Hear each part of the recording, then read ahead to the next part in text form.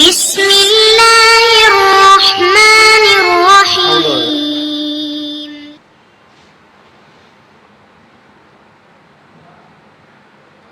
அஸ்ஸலாமு அலைக்கும் வரஹ்மத்துல்லாஹி வபரகாத்துஹு.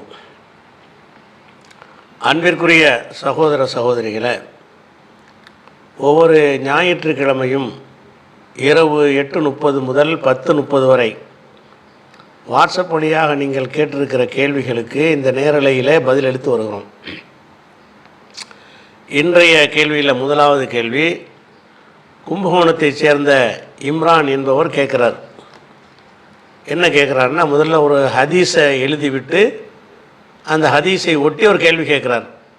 ஹதீஸ் என்னவென்றால், அபுபக்ரா வெளியே அறிவித்தார், ஜமல் போர் சமயத்தில் அதில் ஈடுபட்டவருடன் நானும் சேர்ந்து கொண்டு ஆயிஷா அவர்களுக்கு ஆதரவாக போரிட முனைந்த போது இறை தூதர் ஸல்லல்லாஹு அலைஹி வஸல்லம் அவர்களிடமிருந்து நான் செவியுற்றிருந்த ஒரு சொல் எனக்கு பயனளித்தது. பாரசீகர்கள் கிஸ்ராவின் மகளை தங்களுக்கு அரசியாக்கி விட்டார்கள் எனும் செய்தி இறை தூதர் அவர்களுக்கு எட்டிய போது அவர்கள் தம் ஆட்சி அதிகாரத்தை ஒரு பெண்ணிடம் ஒப்படைத்த சமுதாயம் ஒருபோதும் உருப்படாது என்று கூறினார்கள். இதுதான் நபி எனக்கு பயனளித்த நபி அவர்களின் சொல். புகாரி 4425. பெண்கள் ஆட்சி செய்தால் சமுதாயம் உருப்படாது என்ற பொருளில் இந்த ஹதீஸ் கூறுகிறது. நாத்திகர்கள் இந்த ஹதீஸை பெண்ணுரிமைக்கு எதிரானதாக காட்டுகிறார்கள். மேலும் இங்கிலாந்தை பல ஆண்டுகளாக ஆட்சி செய்தவர் எலிசபெத் எனும் ஒரு பெண் தானே என்றும் கேட்கிறார்கள். இங்கிலாந்து உருப்படாமல் சென்று விட்டதா என விமர்சித்து உள்ளனர். இந்த ஹதீஸின் விளக்கம் என்ன? பெண்கள் ஆட்சிக்கு வரக்கூடாது என்பது தலைமை பொறுப்புக்கு மட்டுமா அல்லது மற்ற சிறு பதவிகளுக்குமா? அவர்கள் ஆட்சி செய்வதை இஸ்லாமியன் தடுக்கிறது? இவ்வளவையும் சேர்த்து இம்ரான்கிறவர் கேட்குறார். இந்த கேள்வியை இன்னும் கொஞ்சம் விலக்கி விட்டு சொன்னால் தான் உங்களுக்கு புரியும். இந்த கேள்வி என்னன்னு கேட்டால், ஆயிஷா நாயகி அவர்களுக்கும் அலி அவர்களுக்கும் நடந்த போர் ஒட்டக போர்னு சொல்லுவாங்க, ஜமல். எதுக்கு இந்த போர் நடந்தது என்று கேட்டால், உஸ்மான் ரலியல்லாஹு அன்ஹு அவர்கள் படுகொலை செய்யப்பட்ட பிறகு அந்த கொலையாளிகள் மீது அலி நடவடிக்கை எடுக்கவில்லை. எடுக்காது மாத்திரம் இல்லாமல் அந்த கொலையாளிகளுக்கு பதவிகள் எல்லாம் கொடுத்தார், பக்கத்தில் வைத்து கொண்டார். அப்போ இவர் மீது ஒரு சந்தேகம் சமுதாயத்துக்கு ஏற்பட்ட அடிப்படையில் தான் ஆயிஷா நாயகி என்ன செய்கிறான். அப்போ ஆயிஷா நாயகி மற்றவங்களாம் ஹஜ்ஜிக்கு போயிருக்கிறாங்க. இதை கேள்விப்பட்டு அங்கிருந்தே படை திரட்டி கொண்டு என்ன செய்கிறாங்க, மக்காவில் இருந்த நிறைய ஹாஜிகள்லாம் சஹாபாக்கள்லாம் அங்கே தான் இருக்கிறாங்க. அவங்கள படை திரட்டி கொண்டு என்ன செய்கிறாங்கன்னு கேட்டால், அலி அவர்களை எதிர்ப்பதற்காக போர் செய்வதற்காக புறப்பட்டு வருகிறார்கள். அந்த போரும் நடந்தது. அந்த போரில் ஆயிஷா நாயகி அணி தோற்று போய்விட்டது ஒரு விஷயம். ஆனால் அந்த போர் நடந்தது. அந்த போருக்கு பேர் தான் ஒட்டகப்போர். இப்போ அந்த ஒட்டகப்போரில் அந்த அபூபக்ராங்கிற ஒரு சஹாபி கலந்து கொள்ள விரும்புகிறார். ஏன் விரும்புகிறார்னு கேட்டால், அந்த ஹதீஸுடைய கருத்தை விளக்கிட்டால் தான் உங்களுக்கு தெளிவு கிடைக்கும். அபூபக்ரா என்ன செய்கிறாருன்னா, இப்போ ஆயிஷா பக்கம் தான் நியாயம் இருக்குது, அலி சந்தேகத்துக்குரியவராக தான் அவருடைய நடவடிக்கை இருக்குது என்ற காரணத்தினால் நானும் ஆயிஷா நாயோட சேர்ந்து அந்த போரில் கலந்து கொள்ள நினச்சேன். எனக்கு ஒரு நபி மொழி யாபத்துக்கு வந்துச்சு, அது எனக்கு ரொம்ப பயனுள்ளதாக இருந்துச்சு, நான் போரில் கலந்துக்கிறல. அது என்ன நபிமொழி என்று கேட்டால், கிஸ்ராங்கிற ஒரு மன்னருடைய மரணத்திற்கு பிறகு அந்த நாட்டு மக்கள் கிஸ்ராவுடைய மகளை ராணியாக ஆக்கிய போது இந்த செய்தி நபிகள் நாயகத்திற்கு கிடைத்த போது அவங்க என்ன செஞ்சாங்கன்னு கேட்டால், எந்த சமுதாயம் தன்னுடைய ஆட்சி பொறுப்பை பெண்ணிடத்தில் ஒப்படைத்தார்களோ அவங்க வெற்றி பெற மாட்டார்கள் அப்படின்ற ஒரு ஹதீஸு ஒரு யாபத்துக்கு வருது. இதை யாபத்துக்கும் என்ன செய்கிறாருன்னு கேட்டால், நம்ம இப்போ போருக்கு போனோம்னா ஆயிஷா தலைமையில் போகிறோம். பெண் தலைமை ஏற்றால் வெற்றி பெறாதுன்னு ரசூலுல்லாஹ் சொல்லியிருக்கிறாங்க.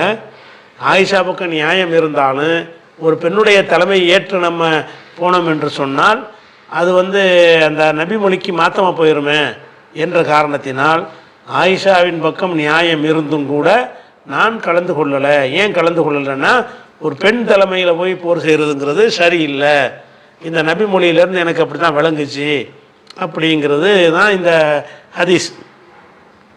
அப்போ இந்த ஹதீஸை பொறுத்த வரைக்கும் அப்போ இந்த பெண்கள் ஆட்சிக்கு வரக்கூடாது என்பதை ரசூலுல்லாஹ் சொன்னாங்க என்று தான் இதில் வருகிறது. இதை வச்சு தான் நிறைய நாத்திகர்கள் எல்லாம் கேள்வி கேட்குறாங்க. இதன்படி நம்ம மக்கள்லையும் பல பேர் இந்த கருத்துப்பட பிரச்சாரம்லாம் செய்கிறாங்க. ஆனால் இந்த ஹதீஸை பொறுத்த வரைக்கும் நம்ம ஆழமாக ஆய்வு செஞ்சோம்னு சொன்னால் இந்த ஹதீஸில் ஒரு கருத்து பிழையும் இருக்கிறது, ஒரு வரலாற்று பிழையும் இருக்கிறது. இந்த ஹதீஸ் புகாரில் 4425வது ஹதீஸாக இடம்பெற்றிருக்கிறது. இடம்பெற்றாலும் இந்த வரலாற்றில் ஒரு பிழையான வரலாறாக இருக்கிறது. ரெண்டாவது, இஸ்லாமிய அடிப்படைக்கு ஒரு மாற்றமாக வேறு இருக்குது. எப்படியெல்லாம் பிழையாக இருக்குன்னு கேட்டால், இந்த ஹதீஸை அறிவிக்கிறவர் யார்? அபு பக்ரா. இந்த அபு பக்ரா அவர் இந்த அலி ஆயிஷா பிரச்சனை வருதில்ல, அந்த பிரச்சனையாக இருந்தாலும் சரி, அலி முஆவியா அந்த பிரச்சனையாக இருந்தாலும் சரி, அதில் எல்லாம் பங்கெடுக்கக்கூடாது என்ற கொள்கையில் இருந்தவர். இதில் பங்கெடுக்கலாம்னு நினச்சிருக்கார். அவர் ஆயிஷா நாயோட போய் பங்கெடுக்க ரெடியாக இருக்கிறாரு. ஒரு பெண் தலைமை தாங்கிறதுனால தான் நம்ம போகக்கூடாதுன்னு சொன்னாரே தவிர சண்டையில் கலந்துக்கிறதுல ஒரு மாற்றம் கிடையாது, அவருக்கு மாற்று கருத்து கிடையாது என்று இந்த ஹதீஸ் சொல்கிறது. ஆனால் இதே அபு பக்ராவுடைய இன்னொரு ஹதீஸ் என்ன இருக்குது, இந்த ஹதீஸை நீங்கள் பார்த்துட்டீங்கன்னா உங்களுக்கு வழங்கும். இதுவும் ஹதீஸ் தானே, இதுவும் ஹதீஸ் தான். அது என்ன ஹதீஸ்ன்னு சொன்னால், இது புகாரில் 31வது ஹதீஸ். அஹ்னஃப் பின் கைஸ் என்பவர் அறிவிக்கிறார். அவர் என்ன அறிவிக்கிறார்னு கேட்டால், நான் ஆயுதம் தரித்து கொண்டு அலி அவர்களுக்கு சப்போர்ட்டாக போரில் கலந்துக்கிறதுக்கு நான் கிளம்பிக்கிட்டு இருந்தேன். அதில் அந்த ஒட்டக போகிறோம், மாவியாவுடைய போர் நடக்கும் பொழுது இவர் என்ன செய்கிறாரு, அலிக்கு நம்ம ஆதரவாக போவோமே அப்படின்னு சொல்லிட்டு அஹ்னஃப் பின் கைஸ் என்பவர் தஹப்துல் அன்சுர ஹாதர் ரஜுல, இந்த அலிக்கு சப்போர்ட் பண்ணுவதற்காக வேண்டி நான் புறப்பட்டேன். புறப்படும்போது ஃபலக்கு அனி அபு பக்ரா, இந்த அபு பக்ரான்னு பேசிட்டு தான் அவர். அபு பக்ரா இவரை பார்க்குறார், என்னை பார்த்தார். பார்த்து ஃபக்கால் ஐன துரிது, எங்கே போகிறன்னு கேட்டார்.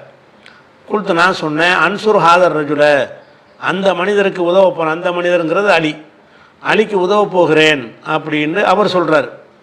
காலை அப்போ அபு பக்ரா சொல்கிறாரு, இருஜே நீ போயிரு, இப்போ இன்னி திரும்பி போயிரு. இப்போ இன்னி சமயத்து ரசூலுல்லாஹி ஸல்லல்லாஹு அலைஹி வஸல்லம் யக்குல், நபிகள் நாயகம் ஸல்லல்லாஹு அலைஹி வஸல்லம் சொல்லியதை நான் கேட்டிருக்கிறேன். என்ன கேட்டிருக்கிறேன்? இதழ் தக்கல் முஸ்லிமானி பி செய்பிஹிமா, இரண்டு முஸ்லீம்கள் வாழ்முனையில் மோதிக்கொண்டார்கள் என்று சொன்னால் ஃபல் காத்தில் ஒல் மக்தூல் ஃபின்னார், கொலையாளியும் கொல்லப்பட்டவரும் நரகத்தில் இருப்பார்கள் அப்படின்னு ரசூலுல்லாஹ் சொன்னதை நான் கேட்டிருக்கிறேன். அப்போ முஸ்லீமுக்கு சண்டை நடக்குது, நீ ஒரு பக்கம் போய் நின்றேன்னு சொன்ன, எந்த பக்கம் போய் நின்றாலும் சரி 2 பேர் நரகத்துக்கு போயிடுவீங்க. நீ அலிக்கும் போக வேணாம், ஆயிஷாவுக்கு போக வேணாம்ப்பா, அது போரே வேணாம் நமக்கு. போரில் முஸ்லீமுக்கு மத்தியில் உள்ள சண்டையில் நம்ம ஒரு பக்கம் நிற்கக்கூடாது அப்படின்னு அவர் சொல்லிவிட்டு அதுக்கு ஒரு ஹதீஸை ஆதாரம் காட்டுறாரு. என்ன காட்டுறாரு? இதழ் தக்கல் முஸ்லிமானி பி செய்பிஹிமா, முஸ்லீம்கள் தங்களுடைய வாழ்முனையில் மோதிக்கொண்டார்களே ஆனால் ஃபோல் காத்திலு வல் மக்தூலு ஃபின்னார், கொன்றவனும் கொல்லப்பட்டவனும் நரகத்தில் இருப்பார்கள் ரசூலுல்லாஹ் சொல்லியிருக்கிறாங்க. ஃபொக்குல்த்து, அப்போ நான் கேட்டேன், யாரை ரசூலுல்லாஹ் இவர்கிட்டே சொல்கிறாங்க. அப்போ நான் கேட்டேன், அல்லாஹ்வுடைய தூதரே, ஹாதல் காத்திலு, கொலையாளி நரகத்துக்கு போவாங்கிறது சரி, ஃபமா பாலுல் மக்தூல், கொல்லப்பட்டவனுக்கு என்ன நிலைமை, அவன் ஏன் நரகத்துக்கு போகிறான் அப்படின்னு கேட்கும் பொழுது கால ரசூலுல்லாஹ் சொல்கிறாங்க, இன்னஹுக்கான ஹரீசன் அலாக்கத்திலி சாஹிபிஹி, இந்த ஆள் அந்த ஆளை கொன்ற திட்டத்திலான இருந்தார், அவர்கை முந்திட்டதுனால இவர் கொல்லப்பட்டார். இவர்கை முந்திருச்சுன்னு சொன்னால் இவர் தான் அவரை கொண்டிருப்பார். அதனால் கொல்லப்பட்டவரும் கொல்வதற்குத்தான் போனார் என்ற காரணத்தினால்தான் 2 பேரும் நரகம்ன்ற ரசூலுல்லாஹ் விளக்கமாக வர சொல்லிடுறாங்க. இது புகாரில் 31வது ஹதீஸ்லையும் இருக்கிறது. புகாரில் 6875வது ஹதீஸ், 2 ஹதீஸும் ஒரே ஹதீஸ் தான். 6875, 31 இந்த 2 ஹதீஸ்லையும் என்ன வருதுன்னு கேட்டால், அபூபக்கராவுக்கு இந்த போர் சம்பந்தமான நிலைப்பாடு என்னங்கிறது விளங்குது. அபூபக்கர நிலைப்பாடு என்ன? முஸ்லீம் சண்டை போடக்கூடாது, அது அடுத்த ஆளுக்கு போனாலும் தடுப்பார். போய் முஸ்லீம் ஆள் எடுத்து போரிட்டாங்கன்னு சொன்னால் நம்ம எந்த பக்கமும் சேரக்கூடாது, அது அவருடைய கொள்கை என்று இந்த ஹதீஸ் சொல்லுகிறது. நீங்கள் கேள்வியில் கேட்ட அந்த ஹதீஸ் என்ன சொல்லுதுன்னு கேட்டால், அது இவருக்கு பிரச்சனையே கிடையாது, ஆயிஷா தலைமை தாங்கிறது தான் பிரச்சனை. வேற ஆள் தலைமை தாங்கியிருந்தாங்கன்னு கேட்டால் முஸ்லீமை கொள்றதுல கலந்துக்குவார் இவர்.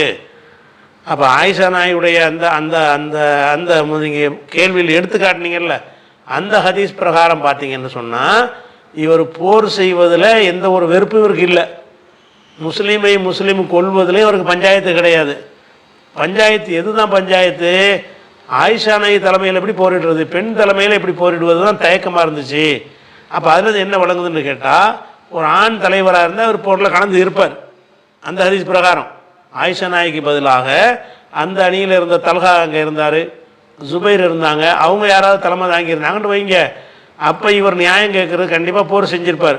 போர் செஞ்சாரே ஆனால் அப்போ முஸ்லீமை கொள்றாங்கிற பஞ்சாயத்து அங்கே வரத்தான் செய்யும். அடுத்த ஆள் போர் செஞ்சது தடுத்த ஒரு ஆள் வந்துக்கிட்டு நானும் ஆயிஷா நாய் மட்டும் தலைமையாக இல்லாட்டி நான் கலந்துருப்பேங்கிறார். அப்போ அபூபக்கராவுடைய நிலைப்பாட்டுக்கு மாற்றமாக இந்த ஹதீஸ் இருக்குது. அபூபக்கர் நிலைப்பாடு என்ன தெரியுமா? யார் பக்கம் நியாயம் யார் பக்கம் அநியாயங்கிற டாபிக் கிடையாது. முஸ்லீமுக்கு முஸ்லீம் சண்டை போட்டால் நம்ம கலந்துக்க கூடாது. இப்போ 31 ஹதீஸ்லையும் 6875 ஹதீஸ்லையும் அதே அபூபக்கர் வேற ஒரு ஆள் அதே அபூபக்கரா தான். இவர் போர் ஆளையெல்லாம் போய் தடுக்கிறாரு. போருக்கு போகிற ஆளுங்களாம் கூப்பிட்டு என்ன செய்கிறாரு, எல்லாம் போகாதப்பா, முஸ்லீமுக்கு முஸ்லீம் சண்டை போடுறாங்க, நீ எதுக்கு அதில் போகிற, ரசூல்லா எப்படி சொன்ன நரகத்துக்கு போயிடுவோன்னு சொல்கிறாங்க. அப்போ போரில் முஸ்லீமுக்கு முஸ்லீம் போர் நடத்தும் பொழுது அதில் பங்கெடுத்து கொண்டார்கள்னு சொன்னால் நீ போய் ஜெயிச்சாலும் உனக்கு நரகம், தோத்தாலும் உனக்கு நரகம் தான், அதனால் நீ போகாத, ரசூல்லா சொல்ல நான் கேட்டிருக்கிறேங்கிறார். இந்த ஹதீஸு சரியாக இருக்கும் என்று சொன்னால் அந்த ஹதீஸ் சரியாக இருக்காது. ஏன்? அவர் போருக்கு தயாராக இருக்கிறாரு. முஸ்லீமுக்கு முஸ்லீமும் கொள்வது பஞ்சாயத்தே இல்லை அவருக்கு. பஞ்சாயத்து என்ன? ஆயிஷா நாய் தலைமையில் எப்படி போகிறதுங்கிறத பஞ்சாயத்து. அப்படிங்கையில் வரலாற்று முரணாக ரெண்டு முரணாக இருக்குது. ஆனால் அபூபக்கரா பொதுவாகவே இந்த போர் விஷயமாக இந்த நிலையில் தான் இருந்தார். எந்த நிலை? சண்டை முஸ்லீம் மதியில் இருக்கக்கூடாது, இந்த உங்களுடைய உயிர்கள் ரத்தங்கள்லாம் ஹராமுலாம் அந்த இறுதி ஹஜ்ஜில் அறிவிப்பாங்கள்ல, அந்த ஹதீஸெல்லாம் இவர் தான் அறிவிப்பார். அப்போ அபூபக்கரா என்பவர் முஸ்லீமோட முஸ்லீம் சண்டை நடக்கும் என்றால் கலந்து கொள்ள மாட்டார். அப்போ அந்த ஆயிஷாவுடைய போரில் அவர் கலந்து கொள்ளாமல் இருந்ததுக்கு என்ன காரணம்? முஸ்லீமுக்கு முஸ்லீம் சண்டை நான் கலந்துக்கிற மாட்டேன் அப்படின்னு வழங்குறது. அப்படி இருக்கும் பொழுது பெண் தலைமை ஏற்றதுனால தான் கலந்துக்கிறலங்கிறது அது ஒரு இந்த ஆயிஷா நாய்க்கு எதிராக ஒரு கருத்தை விதைப்பதற்காக வேண்டி, அலிபக்கம்தான் நியாயம் இருக்குங்கிறத விதைப்பதற்காக வேண்டி இடைச்செருகளாக யாரோ நுழைத்த செய்தியாக தான் அது இருக்க முடியும். பொம்பளைக்கு பின்னாடி ஏன் போகிறீங்க, சண்டைக்கு போகிறீங்க, அவங்களுக்கு பின்னாடி போகக்கூடாது, ரசூலை தடுத்துட்டாங்களே அப்படின்னு சொல்லிட்டு ஆயிஷா நாயகி அந்த யுத்தம் செய்ய போனதை நபியுடைய வழிகாட்டுதலுக்கு மாற்றம் என்ற கருத்தை விதைப்பதற்காகத்தான் அபூபக்கரா கலந்து கொள்ளலைங்கிறது உண்மை. கலந்து கொள்ளாமல் இருந்தது காரணம் என்னன்னு கேட்டால், முஸ்லீமுக்கு முஸ்லீம் யுத்தம் செஞ்சால் கலந்து கொள்ளக்கூடாது என்பது நபியுடைய கட்டளை. அதுக்கு தான் கலந்து கொள்ளாமல் இருக்கிறார்.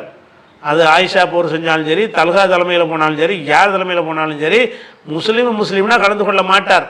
இதுதான் அவருடைய நிலைப்பாடு. அப்படி இருக்கும்போது அந்த நீங்கள் எடுத்துக்காட்டின ஹதீஸ் என்ன சொல்லுதுன்னு கேட்டால், ஆயிஷா தலைமையில் இருக்கிறதுனால தான் நான் போகலை அப்படிங்கிற மாதிரி அது வருகிறது. அப்போ ரெண்டு முரண்பட்ட வரலாறு வருதா? இந்த முரண்பட்ட வரலாறில் எது பொருத்தமாக இருக்குன்னு கேட்டால், இந்த இந்த நிலையில் உள்ளவர், எந்த நிலையில் உள்ளவர், முஸ்லீமுக்கு முஸ்லீம் சண்டை போடாதுன்னு சொல்லி அடுத்த ஆளெல்லாம் போய் தடுக்கிற அளவில் இருந்த ஒருத்தர் ஆயிஷா நாய்க்கு சப்போர்ட்டாக போக நினச்சிருப்பாரா? முதல்ல ஆயிஷா நாய்க்கு சப்போர்ட்டாக போகிறதுக்கு அப்போது முஸ்லீம் தானே அடிச்சுக்கிற போகிறாங்க. அப்போ இந்த ஹதீஸ் அந்த ஹதீஸை பொய்யாக்குது. இந்த ஹதீஸ் அந்த ஹதீஸை பொய்யாக்குதா? அதனால் அந்த வரலாற்று ரீதியாக அது சொல்கிறதுக்கு மாற்றமான கருத்தை இது சொல்லுதா? அந்த அந்த செய்தி டவுட் வருது. இப்போ இதை ரசூல்லா சொல்லியிருப்பாங்களா? அபூபக்கரா கலந்து கொள்வதற்கு இதை காரணமாக காட்டியிருக்கிறாரு, இது அப்படி நடந்து இருக்குமா? அவர் தான் அந்த கொள்கையிலேயே போருக்கு போகக்கூடாதுங்கிற கொள்கை உள்ளார்ல அவர். அபூபக்கராங்கிறது நியாய அநியாயத்தெல்லாம் கடந்து முஸ்லீமுக்கு முஸ்லீம் சண்டை போட்டால் போக மாட்டேன் அந்த ஒரு கருத்தில் அவர் இருந்திருக்கார் என்ற காரணத்தினால் இந்த காரணம் இருக்க முடியாது என்று நம்ம விளங்க முடியுதா? ஒன்று. ரெண்டாவது என்னென்னு கேட்டால், அந்த ரசூல்லா சொன்னாங்கன்னு அந்த செய்தி இருக்குல்ல, அந்த செய்தி இஸ்லாமிய பேச பிரகாரம் தப்பு. ரசூல்லா சொல்லியே இருக்க மாட்டாங்க. ஏன்னு கேட்டால், அந்த பாரசீகர்களுக்கு இந்த அம்மாவை இந்த கிஸ்ராவுடைய மகளை ராணியாக்கிறதுக்கு பதிலாக மகன் ஆக்கியிருந்தாங்கன்னு வைங்க, அப்போ வெற்றி பெற்றுவாங்களா அவங்க? காஃபியருக்கு எவன் ஆட்சிக்கு வந்தாலும் வெற்றி பெற மாட்டாங்க. அந்த ஹதீஸ் படி இந்த பொம்பளையாக்குனா வெற்றி இல்லாமல் போச்சு, அவங்க வேற ஆளை வச்சுருந்தாங்கன்னா வெற்றி பெறுவாங்க என்று சொன்னால் என்ன அர்த்தமாகுது? அப்போ காஃபியர்களுடைய ஆட்சியிலையும் வெற்றி கிடைக்கும்.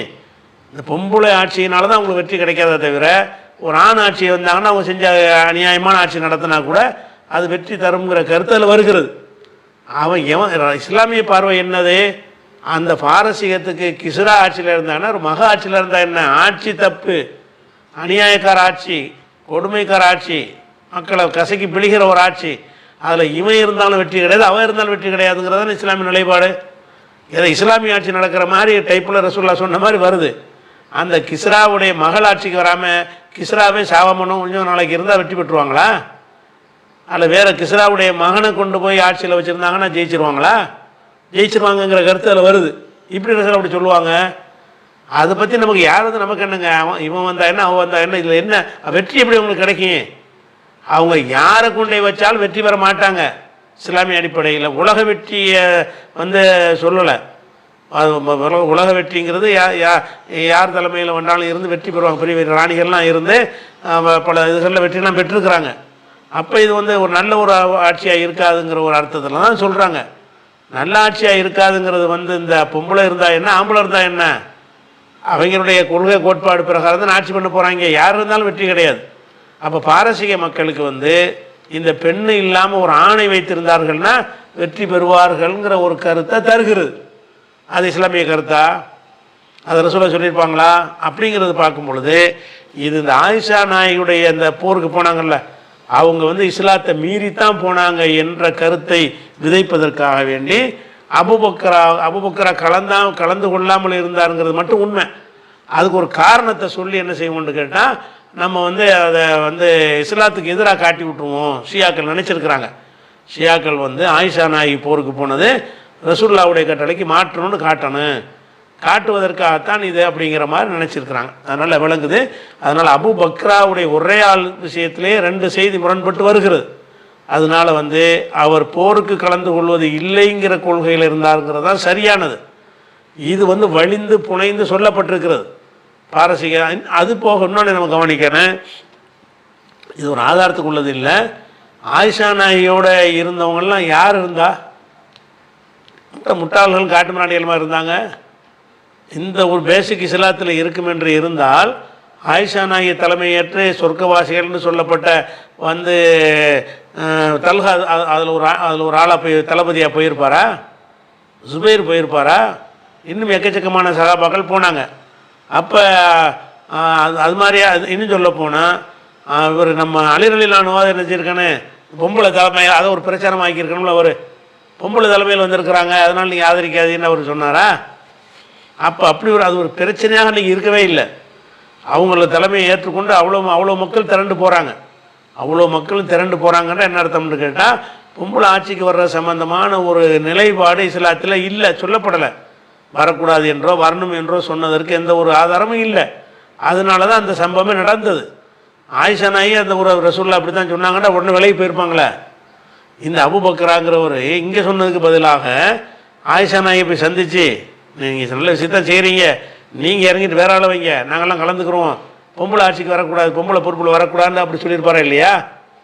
அவர் அந்த மாதிரி சொல்லக்கூடிய ஒரு ஆளாக இருக்கும் பொழுது அதை சொல்கிறாமே அதனால் நான் கலந்துக்கலன்னு சொன்னால் அதில் நெருடல் இருக்குது. அதனால் பெண் ஆட்சியை சென்றால் வெற்றி வர மாட்டார்கள் கிஸ்ரா விஷயமாக ஒரு முஸ்லீமுடைய ஆட்சி விஷயமாக சொன்னால் கூட நீங்கள் சொல்கிற ஒரு அளவுக்கு ஏற்றுக்கலாம். கிஸ்ராவுடைய ஆட்சி, கிஸ்ரா ஆட்சி பண்ணா என்ன, ஒரு மகா ஆட்சி பண்ணால் என்ன, எல்லாம் ஒரே சட்டத்தின் பிரகாரம் தான், ஒரே கேடுகட்ட ஆட்சி தான் பண்ண போகிறாங்க. அதில் இந்த பொம்பளைக்கு பதிலாக அவர் இருந்தால் ஜெயிச்சிருப்பார்னு சொல்லுவாங்களா? எவன் வந்தாலும் ஜெயிச்சிருக்க முடியாது. அதான் இஸ்லாம் நிலைப்பாடு. பாரசீகத்துடைய ஆட்சியில் கிஸ்ரா வந்தாலும் ஒன்று தான், கிஸ்ரா மகள் வந்தாலும் ஒன்று தான். அவங்க ஜெயிக்க மாட்டாங்க, வெற்றி பெற மாட்டாங்க, ஒழுங்கான ஒரு ஆட்சி நடத்த மாட்டாங்க. அப்படித்தான் ரசூலுல்லாஹ் சொல்லுவாங்களே தவிர, இல்லை இவனுக்கு பதில் அவன் தான் நல்லா வந்திருக்குங்களா அப்படி இப்படி சொல்லுவாங்களா? அப்போ அந்த கருத்துலையும் ஒரு பிழை இருக்கிறது ஒன்று. வரலாற்று ரீதியாகவும் இந்த பிழை இருக்கிறது. அபூபக்கரா அந்த நிலையில் அவர் இருக்கவே இல்லை. அவர் போருக்கு போகக்கூடாதுங்கிறதையே கொள்கையாக வச்சுருந்தார்.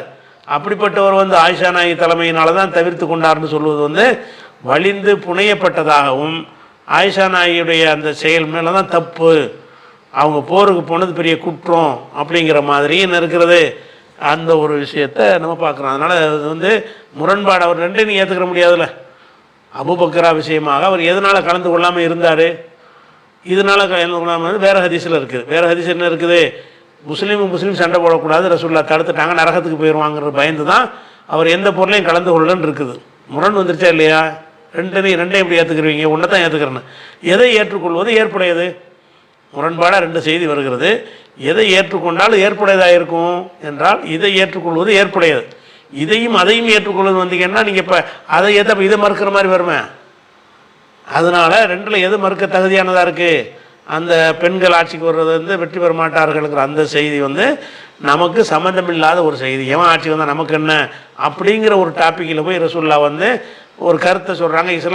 இஸ்லாமிய கலர் இல்லாத ஒரு கருத்தை சொன்னாங்கன்னு வருகிறது. அதனால் அந்த செய்தி பெண்கள் ஆட்சிக்கு வர்றதை தடுக்கிறங்கிற ஒரு செய்தி அது ஒரு பொய்யான செய்தியாகத்தான் இருக்க முடியும் என்பதை நீ என்ன செய்யணும், விளங்கி கொள்ள வேண்டும். அதுக்கப்புறம் நீங்கள் சொன்ன அந்த பெண்கள் ஆட்சிக்கு வர சம்பந்தமான ஒரு ஹதீஸ் 4425வது ஹதீஸை அவர் சுட்டி காட்டியிருக்கிறாரு. இதே ஹதீஸ் 7099 கூடுதல் தகவலுக்காக 7099 இருக்கிறது. அடுத்தது, நிக்காக முடிந்த பிறகு மனைவியை சந்திக்கும் போது மனைவியின் நெற்றியில் கை வைத்து கீழே உள்ள துவாவை ஓத வேண்டும் என்று வருகிறது. அல்லாஹும்ம இன்னி அஸ்அலுக ஹைரஹா வ ஹைரமா ஜபல்தஹா அலைஹி வ அஊது பிக மின் ஷர்ரிஹா வ மின் ஷர்ரி மா ஜபல்தஹா அலைஹி. பொருள், யா அல்லாஹ், உன்னிடத்தில் நான் அவளிடத்தில் நன்மைகளையும் அவளை நீ எந்த நன்மையுடன் படைத்தாயோ அந்த நன்மைகளையும் கேட்கிறேன். மேலும் உன்னிடத்தில் அவளின் தீங்குகளை விட்டும் அவளை நீ எந்த தீங்குகளை கொண்டு படைத்தாயோ அந்த தீங்குகளை விட்டும் பாதுகாவல் தேடுகிறேன். இப்னு மாஜா. இந்த ஹதீஸின் பிரகாரம் இந்த ஒரு துவா ஓதுறாங்களே, இது சரியா அப்படிங்கிறது இந்த கேள்வி கேட்குறாரு. அதாவது கல்யாணம் பண்ண உடனே ஃபஸ்ட் நைட்டில் நைட்டில் என்ன செய்யணும், மனைவியை சந்திக்கும் போது அவர் நெத்தியில் கையை வச்சு என்ன செய்யணுமா, இறைவா இவளிடமிருந்து என்னை இவள்கிட்ட உள்ள நன்மை எனக்கு கொடு, இவளிடமிருந்து என்ன நன்மைகள் வரணும்னு ஏற்பாடு பண்ணியிருக்கிறேன் அதெல்லாம் எனக்கு கொடுத்துரு, இவளுடைய கேடுலேருந்து என்னை காப்பாற்றிரு அப்படின்னு சொல்லிட்டு ஒரு பெண்ணை பார்த்துட்டு அதை சொல்லிட்டு தான் நீங்கள் குடும்ப வாழ்க்கையில் ஈடுபடணும் அப்படிங்கிற ஒரு ஹதீஸ் இருக்குது. இந்த ஹதீஸு திருமணத்தின் பிறகு ஓத வேண்டிய துவாங்கிற பேரில் துவாக்கள்ங்கிற நூல்களில் எல்லாம் இது எழுதியிருப்பாங்க. துவாக்கள் தொகுப்புங்கிற புக்கிலெல்லாம் எழுதியிருப்பாங்க. இதா தஸவ்வஜ அஹதுக்கும் இம்ராத்தன், ஒருவன் ஒரு பெண்ணை மணந்தால், அபிஷ்தரா ஹாதிமன், அல்லது ஒரு அடிமையை விலைக்கு வாங்கினால், ஃபல்யகுல், அவர் சொல்லட்டும், அல்லாஹும்ம இன்னி அஸ்அலுக ஹைரஹா ஓ ஹைரமா ஜபல்தஹா, இந்த வார்த்தகத்தை சொல்லிவிட்டு அப்படி சொல்கிறாங்க. அதே மாதிரி ஒய்தஸ்தரா பைரன், ஒரு ஒட்டகத்தை வாங்கினான் என்று சொன்னால், ஃபல்யஹுத் பிதிர்வத்தி சனாமிஹி, அதனுடைய திமிழில் கையை வச்சு என்ன செய்யட்டும், இதே மாதிரி ஓதட்டும் அப்படின்னு சொல்லிட்டு சொன்னாங்கன்னு வருது அதில். அப்போ இது குதிரையை வாங்கும்போது, ஒட்டகத்தை வாங்கும்போது, ஒரு அடிமையை பொருளை விலைக்கு வாங்கும்போது சொல்ல வேண்டிய ஒரு செய்தியில் கல்யாணத்தையும் சேர்த்து சொல்லப்படுது. ஒரு பெண்ணுக்கு ஒரு ஆட்டை வாங்கும்போது, இறைவா அந்த ஆட்டையும் இந்த ஆட்டிலிருந்து கிடைக்கிற நன்மையும் நான் எதிர்பார்க்குறேன்னா ஒரு அர்த்தம் இருக்குது. ஒரு ஒரு ஒரு ஒட்டகத்தை வாங்குகிறோமா, இறைவா இந்த ஒட்டகத்தையும் ஒட்டகத்தில் கிடைக்கிற நன்மையும் நான் எதிர்பார்க்குறேன் அப்படின்னு சொன்னால் அதில் ஒரு மீனிங் இருக்கிறது. அதில் எதையும் சேர்த்துட்றாங்கன்னு கேட்டால், கல்யாணம் பண்ணுறதுங்கிறது பொருளை வாங்குற மாதிரி உள்ளதா? பொருளை வாங்கும்போது சொல்ல வேண்டிய துவாவையும் பெண்ணை கல்யாணம் பண்ணுறதையும் மிக்ஸ் பண்ணி ரசூல்லா சொன்னாங்கங்கிற மாதிரி வருகிறது. அதுக்கு அடுத்தது இப்னு மாஜாவில் என்ன வருதுன்னு கேட்டால், இதஸ்தரா ஆகதுக்குமுல் ஜாரியத்தை, நீங்கள் இப்னு மாஜாவில் உள்ள ஹதீஸ்ன்னு போட்டிருக்கிறீங்கல்ல, அந்த இப்னு மாஜாவில் எப்படி வருதுன்னு கேட்டால், இதஸ்தரா ஆகதுக்குமுல் ஜாரியத்தை, உங்களில் யாராவது ஒரு அடிமை பெண்ணை விலைக்கு வாங்கினால், ஒரு அடிமை பெண்ணை விலைக்கு வாங்கினால் இந்த துவாவை செய்யட்டும் அப்படின்னு வருது. அப்போ விலைக்கு வாங்குறது சம்பந்தமாக உள்ள ஒரு விஷயத்தை கொண்டாந்து கல்யாணம் பண்ணும்போது இதை சொல்லணும்னு எடுத்துக்கொள்ள முடியாது. இன்னும் சொல்லப்போனால் மனிதர்களையும் ஆடு மாடுகளையும் சமமாக பார்க்குற மாதிரியான ஒரு சித்தாந்தம் சரி கிடையாது. ஒரு ஆட்டை வாங்குறோம்னு கேட்டால் அந்த ஆடுங்கிறதுக்கு அறிவு கிடையாது, வணங்குதா? ஆட்டை நம்ம வழி கெடுக்க முடியாது, நம்மளுக்கு ஆடு கேடு செய்யும். அப்படிப்பட்ட ஒரு விஷயம். மனிதர்களை பொறுத்த வரைக்கும் இவனிடமிருந்து அவளுக்கு பாதுகாப்போம், அப்போ அவளிடம் இவனுக்கு பாதுகாப்போம், ரெண்டு பேருமே கெடுக்கலாம்ல. ஒரு மனைவியிடம் கேடு வரக்கூடாதுன்னு கணவன் சொல்கிற மாதிரி இந்த கணவனால் கேடு வரக்கூடாதுன்னு மனைவியும் சொல்லணுமா இல்லையா? ஏன்னா ரெண்டு பேருக்கு மனிதர்களாக இருக்கிறாங்களே, ஒருத்தர் வழி எடுத்துருவாங்களே. அப்படிங்கும் பொழுது இவர் மட்டும் என்ன நல்ல ஒரு உத்தமர் மாதிரி, அந்த பெண்ணிடம்தான் கேடு இருக்கிற மாதிரி அவள்கிட்ட பாதுகாப்பு தேடுறேன் அப்படி தானே வருது. நீங்கள் ஆட்டுக்கு சொன்னீங்க மாட்டுக்கு சொன்னீங்கன்னா ஒன் சைடு இருக்கலாம். ஏன்னா ஆடு மாடு நம்மளை வழி எடுக்காது. நம்மளுக்கு அதிலேருந்து கேடு வராமல் இறைவா காப்பாற்றின்னு சொல்லும் பொழுது ஆடு மாடுகள் பொருள்களை வாங்கும் பொழுது இந்த வார்த்தையை சொல்லலாம் என்பதை அது ஒரு பொருத்தமானதாக இருக்குது. அதே நேரத்தில் ஒரு பெண்ணை கல்யாணம் பண்ணும்போது இவள்கிட்ட நன்மை எதிர்பார்க்குறேன் அப்படின்னு சொன்னீங்கன்னா அப்போ அவள் உங்கள்கிட்ட கேடு வராமல் அவளுக்கு பாதுகாப்பு வரணுமே, டூ சைடு வரணுமே. டூ சைடு வராமல் நீங்கள் மட்டும் அதை பாதுகாப்பு தர்றீங்கன்னா நீங்கள் பரிசுத்தவான் மாதிரி, அவள்கிட்டனால உங்களுக்கு கேடு வருதுங்கிற மாதிரி அர்த்தம் வருதா இல்லையா? அப்படி ஒரு கல்யாணத்தின் போது அப்படி சொல்ல அது உங்களுக்கே நியாயமாக தெரியுது. அது ஒரு பெண்ணை பார்த்துக்கிட்டு ஒரு மாடை வாங்கும்போது சொல்கிற மாதிரி வாசகத்தை கல்யாணம் பண்ணும்போது சொல்லுன்றாங்க. ஒரு ஆட்டை வாங்கும்போது அப்படி தான் அந்த அதிசரி அபுதாவுடைய வாசகத்தில் வருது. ஒரு மாட்டையோ வாங்கும்போது இறைவா அந்த மாட்டிலிருந்து கேடு வராமல் என்னை காப்பாற்றிக்கன்னு அந்த பொருள்கள் இருக்கிற உயிரற்றவைகள் அறிவற்றவைகளுக்கு சொல்லக்கூடிய அந்த வார்த்தையை அறிவுள்ள ஒரு மனிதனை நோக்கி சொல்வதுங்கிற இப்படி சரியாக வரும். அப்போ இவர் விலைக்கு வாங்கலையே, கல்யாணம் பண்ணுற ஒரு அக்ரிமெண்ட்டு தானே. கல்யாணம்னா அக்ரிமெண்ட்டில் என்ன இருக்குது, ரெண்டு பேருக்கும் அதில் உள்ள விஷயங்கள் இருக்கிறது. இவனாலே அவளுக்கு நன்மை ஏற்படணும், அவளால் இவனுக்கு நன்மை ஏற்படணும்னு சொன்னால் எங்கள் இருவருக்கு மத்தியில் அப்படித்தானே அந்த வாசகங்கள் இருக்க வேண்டும். அதை நம்ம பார்க்கணும். அதே மாதிரி உதாரணமாக ஒரு ஹதீஸ் என்ன வருதுன்னு கேட்டால், ஒரு மனிதர் தொழுது கொண்டிருக்கும் பொழுது அவர் குறுக்கே நாய் போணுச்சின்னு சொன்னால், கழுதை போணுச்சின்னு சொன்னால், பெண் போனால் என்றால் தொழுகை முறிஞ்சிரும் ரசூலுல்லாஹ் சொன்னதாக ஒரு செய்தி அறிவிக்கிறாங்க. இது ஹதீஸுக்கு தாப்பில் பரவலாக இருக்கிற ஒரு ஹதீஸ். நம்ம தொழுதுகிட்டு இருக்கிறோம்னா குறுக்க ஒரு பொம்பளை போயிட்டாங்க, நம்ம தொழுகை முறிஞ்சிடும். குறுக்க ஒரு நாய் போகுது, நம்ம தொழுகை முறிஞ்சிடும். குறுக்க ஒரு கழுதை போகுது, நம்ம தொழுகை முறிஞ்சு போயிடும்னு ஒரு ஹதீஸை அறிவிக்கிறாங்க. இந்த ஹதீஸை ஆயிஷா நாய்க்கு கவனத்துக்கு வருது. வந்தவொன்னு என்ன செய்கிறான்னு கேட்டால் ஆயிஷா நாய் சொல்கிறாங்க, ஆதல்த்து மூணாபில் கல்வி உள்ள ஹிமாரி, பெண்களாகி எங்களை நாய்க்கும் கழுதைக்கும் ஒப்பாக்கிட்டீங்களா? நாய் போனதும் கழுதை போகிறதும் நாங்கள் போகிறதும் ஒன்றா? நாய் கழுதையோட எங்களே பிடிச்சி மனுஷனை சேர்க்குறீங்க. ஆயிஷானா என்ன செய்கிறாங்க, மனிதன்கிறதுக்கு தனி நிலைப்பாடு, கழுதை குதிரைக்கு நிலைப்பாடு வேறு. கழுதை போனால் குதிரை போனால் தொழுகை முறிஞ்சிடும்னா அது ஓகே. அப்போ பெண் போனாலும் முறினா பொம்பளை எந்த நிலையில் வைக்கிறீங்க? நாய் மாதிரி கருதுறீங்க, கழுதை மாதிரி கருதுறீங்க, அதானே உங்கள் நிலை. அப்போ ரசூலுல்லாஹ் சொன்னாங்கன்னு சொல்கிறீங்க என்று மறுக்கிறாங்க. எப்படி மறுக்கிறாங்க? அதல் துமுனா பில் கல்வி உல் ஹிமாரி, கழுத நாயோடு எங்களை சமமாக்குறீங்களா என்று சொல்லிவிட்டு, நானே ரசூலுல்லாஹ்வுக்கு முன்னாடி குறுக்க படுத்து கிடப்பேன், ரசூலுல்லாஹ் தொழுவாங்க, குறுக்க படுத்து கிடக்கிறதுனால அது அவங்க தொழுகை பாத்திலாவலை, நான் சமயத்தில் அதை கட்டிலேருந்து இறங்கி கீழே போயிடுவேன் அப்படிலாம் சொல்கிறாங்க. அப்படி இருக்கும் பொழுது நான் பெண்கள் குறுக்க போனால் தொழுகை முறியும்னா ரசூலுல்லாஹ் தொழுகை முறிஞ்சிருக்கணுமே, அப்படி முறியலையே, நான் வீட்டில் குறுக்க நான் இருந்திருக்கிறேனே அப்படின்னு சொல்லி ரசூலுல்லாஹ் சொன்னதாக புகாரில் 508வது ஹதீஸில் இருக்கிறது. அப்போ அந்த மாதிரி இதே மாதிரி 519வது ஹதீஸ்லையும் இதே விஷயம் இருக்கிறது. அப்போ இதில் என்ன நம்ம கவனிக்கணும்னு கேட்டால், இந்த செய்தியில் கல்யாணத்தின் போது ரெண்டு பேரும் சேர்றாங்க. ரெண்டு பேரும் சேரும் பொழுது இவனாலையும் அவளுக்கு நன்மை ஏற்படலாம், கேடு ஏற்படலாம், அவனாலையும் இவனுக்கு நன்மை ஏற்படலாம், கேடு ஏற்படலாம். அப்படிப்பட்ட ஒரு விஷயம் தான் கல்யாணங்கிறது. ரெண்டு மனிதர்கள் கல்யாணம் பண்ணக்கூடிய ஆணும் பெண்ணும் மனிதர்களாக இருக்கிறாங்க. மனிதர்களாக இருக்கும் பொழுது இவள்னாலே அவனுக்கு கேடு வரலாம், இவனாலே அவளுக்கு கேடு வரலாம். நன்மை அப்படி தான். அப்படி இருக்கக்கூடிய நேரத்தில் இவர் மாத்திரம் என்ன செய்வாராம், ஆடு மாடு மாதிரி நினச்சிக்கிட்டு இதிலிருந்து வரக்கூடிய கேடை விட்டு என்னை பாதுகாத்துரு அப்படின்னு ஆம்பளை சொல்லுவார்னு கேட்டால், அப்போ என்ன அர்த்தம்? பெண்களால் தான் கேடே வரும், அதுலேருந்து காப்பாற்றணும். பெண்களுக்கு ஆண்களால் கேடு வருமே, அதுக்கு ஒன்றையும் காரணம் அப்படி இருக்காது. இஸ்லாமிய வழிகாட்டுது அப்படியே இருக்கு. அதே நேரத்தில் புகாரில் 141வது ஹதீஸ் எடுத்துக்கிட்டிங்கன்னு சொன்னால், இதா அத்தா அகலவு, ஒரு அண்ணன் அகதக்கும் இதா அத்தா அகலவு, ஒருவர் தன்னுடைய மனைவிடத்தில் செல்லும் பொழுது கால பிஸ்மில்லாஹி அல்லாஹும்ம ஜன்னிபுன ஷைத்தான், இறைவா எங்கள் இருவரையும் சைத்தாண்டமிருந்து பாதுகாத்துரு. இது சரியான பிரார்த்தனைங்கிற ரசூலுல்லாஹ் சேரும்போது என்ன செய்கிறாங்கன்னு கேட்டால், ரெண்டு பேரையும் ஒன்றா நினச்சிக்கிறாங்க. சைத்தான்டமிருந்து என்னையை பாதுகாத்துன்னு சொல்லலை, எங்கள் ரெண்டு பேரையும் பாதுகாத்துன்னு துவா செய்ய சொல்கிறாங்க. அல்லாஹும்ம ஜன்னிபுனாண்டா பன்மை, எங்களைனா கணவன் மனைவியாக எங்கள் ரெண்டு பேரையும் சைத்தானை விட்டு எங்களை பாதுகாத்துரு. ஜன்னிபி சைத்தான மா ரசக்தனா, எங்கள் ரெண்டு பேருக்கு வழங்குற அந்த குழந்தைகள் விஷயத்திலையும் சைத்தானை விட்டு பாதுகாத்துரு என்று சொல்வார்களே. ஆனால் குலிய பைனஹுமா வலதும், அதுக்கு பிறகு இந்த ரெண்டு பேருக்கு ஒரு பிள்ளை கிடைக்கும் என்று சொன்னால் லம்ய நுர்ரஹு, அந்த குழந்தைக்கு பாதிப்பு ஏற்படாது. அதனால கல்யாணத்துக்கு மனைவியோடு சேரும் பொழுது அல்லாஹும்ம ஜன்னிபுன சைத்தானு ரெண்டு பேரும் சொல்லணும். இப்போ இறைவா சைத்தானை விட்டு எங்களை பாதுகாப்பு, ரெண்டு பேரும் சைத்தான்ட்டு பாதுகாப்பு தர்ற மாதிரி வந்தால் தான் அது வந்து ஒரு மனிதர்களுக்கு செய்கிற ஒரு போதனை மாதிரி இருக்கிறது. 2 பேரும் அப்படி இருக்கும். அந்த அது எப்படி வருதுன்னு கேட்டால், நெத்தியில் கை வச்சுட்டு ஒரு பொருள் மாதிரி ஆடு மாடை பிடிச்சி சொல்கிற மாதிரி நிலையில் வச்சுக்கிட்டு இவரிடமிருந்து வர்ற கேட்டில் நீ பாதுகாத்துரு அப்படின்னு நாளில் போய் சொன்னீங்கன்னா வெறுண்டு ஓடிட மாட்டா.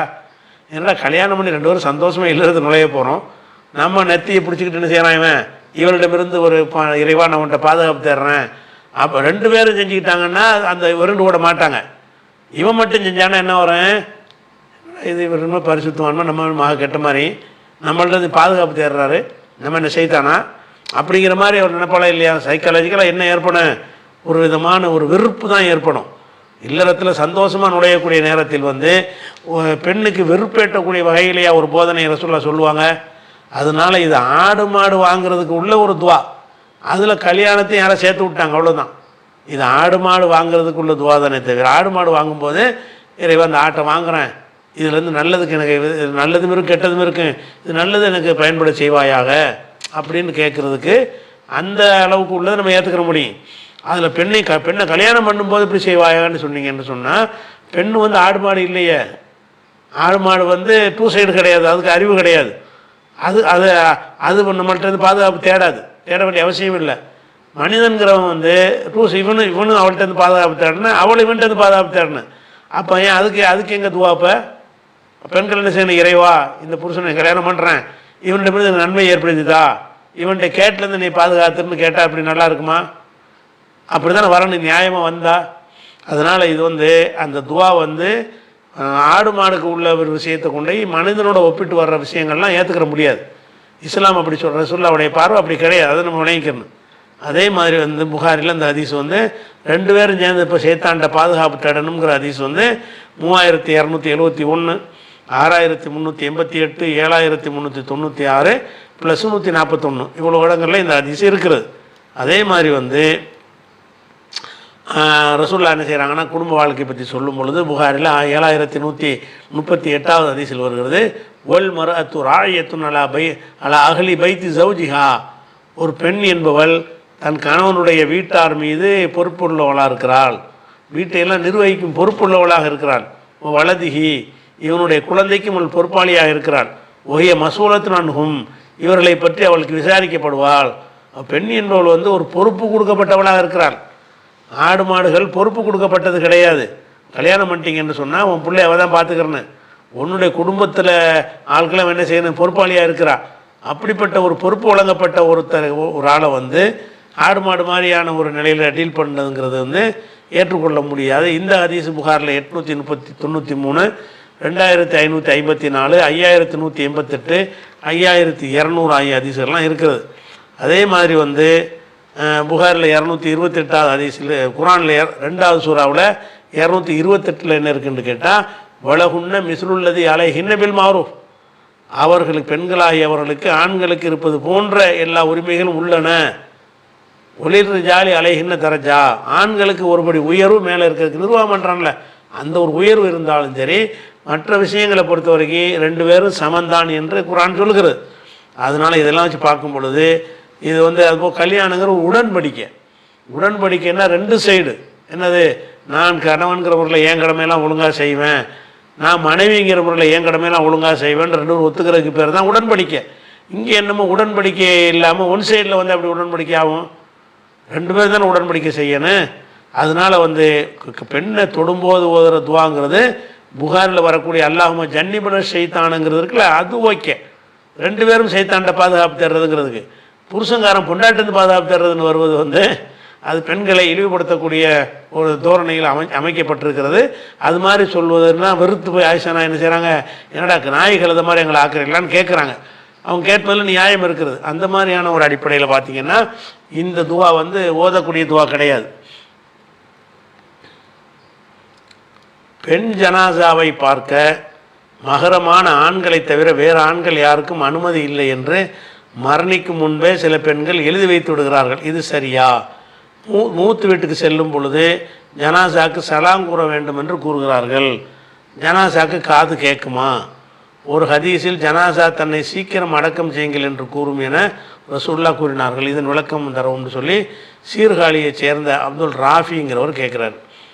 அதாவது இதில் மூணு நாலு விஷயம் இருக்குது. ஒரு கேள்வி மாதிரி இருந்தாலும் 3-4 விஷயம் கேட்குறாரு. முதலாவது, ஒரு பெண் இறந்துட்டாங்கன்னு வைங்க. இறந்துட்டாங்கன்னு சொன்னால் அவங்களுடைய பாடியை வந்து என்ன செய்வாங்க, சொந்த பந்தம் தெரிஞ்சவங்கலாம் அப்படி பார்ப்பாங்க. அப்படி பார்க்கும் பொழுது ஆண்கள் வந்து ஜனாசாவை பார்க்க அனுமதி இருக்குதா? முதல்ல அது ஒரு முக்கியமான ஒரு கேள்வி. அதாவது பெண்ணு இறந்துட்டாங்க, ஒரு ஆம்பளை போய் பார்க்குறதுங்கிறது அது இருக்குதா அப்படிங்கிற ஒரு விஷயம். இது சம்பந்தமாக ஏற்கனவே நம்ம என்ன செய்கிறோம்னு கேட்டால், பெண் ஜனாசாவை ஆண் பார்க்கலாமா அப்படிங்கிற ஒரு ஏற்கனவே ஒரு பதில் நம்ம போட்டிருக்கிறோம். அந்த வீடியோ கீழே போடுறோம், சேர்த்துட்டு கண்டினியூ பண்ணுவோம். அதையும் கேட்டீங்கன்னு சொன்னால்,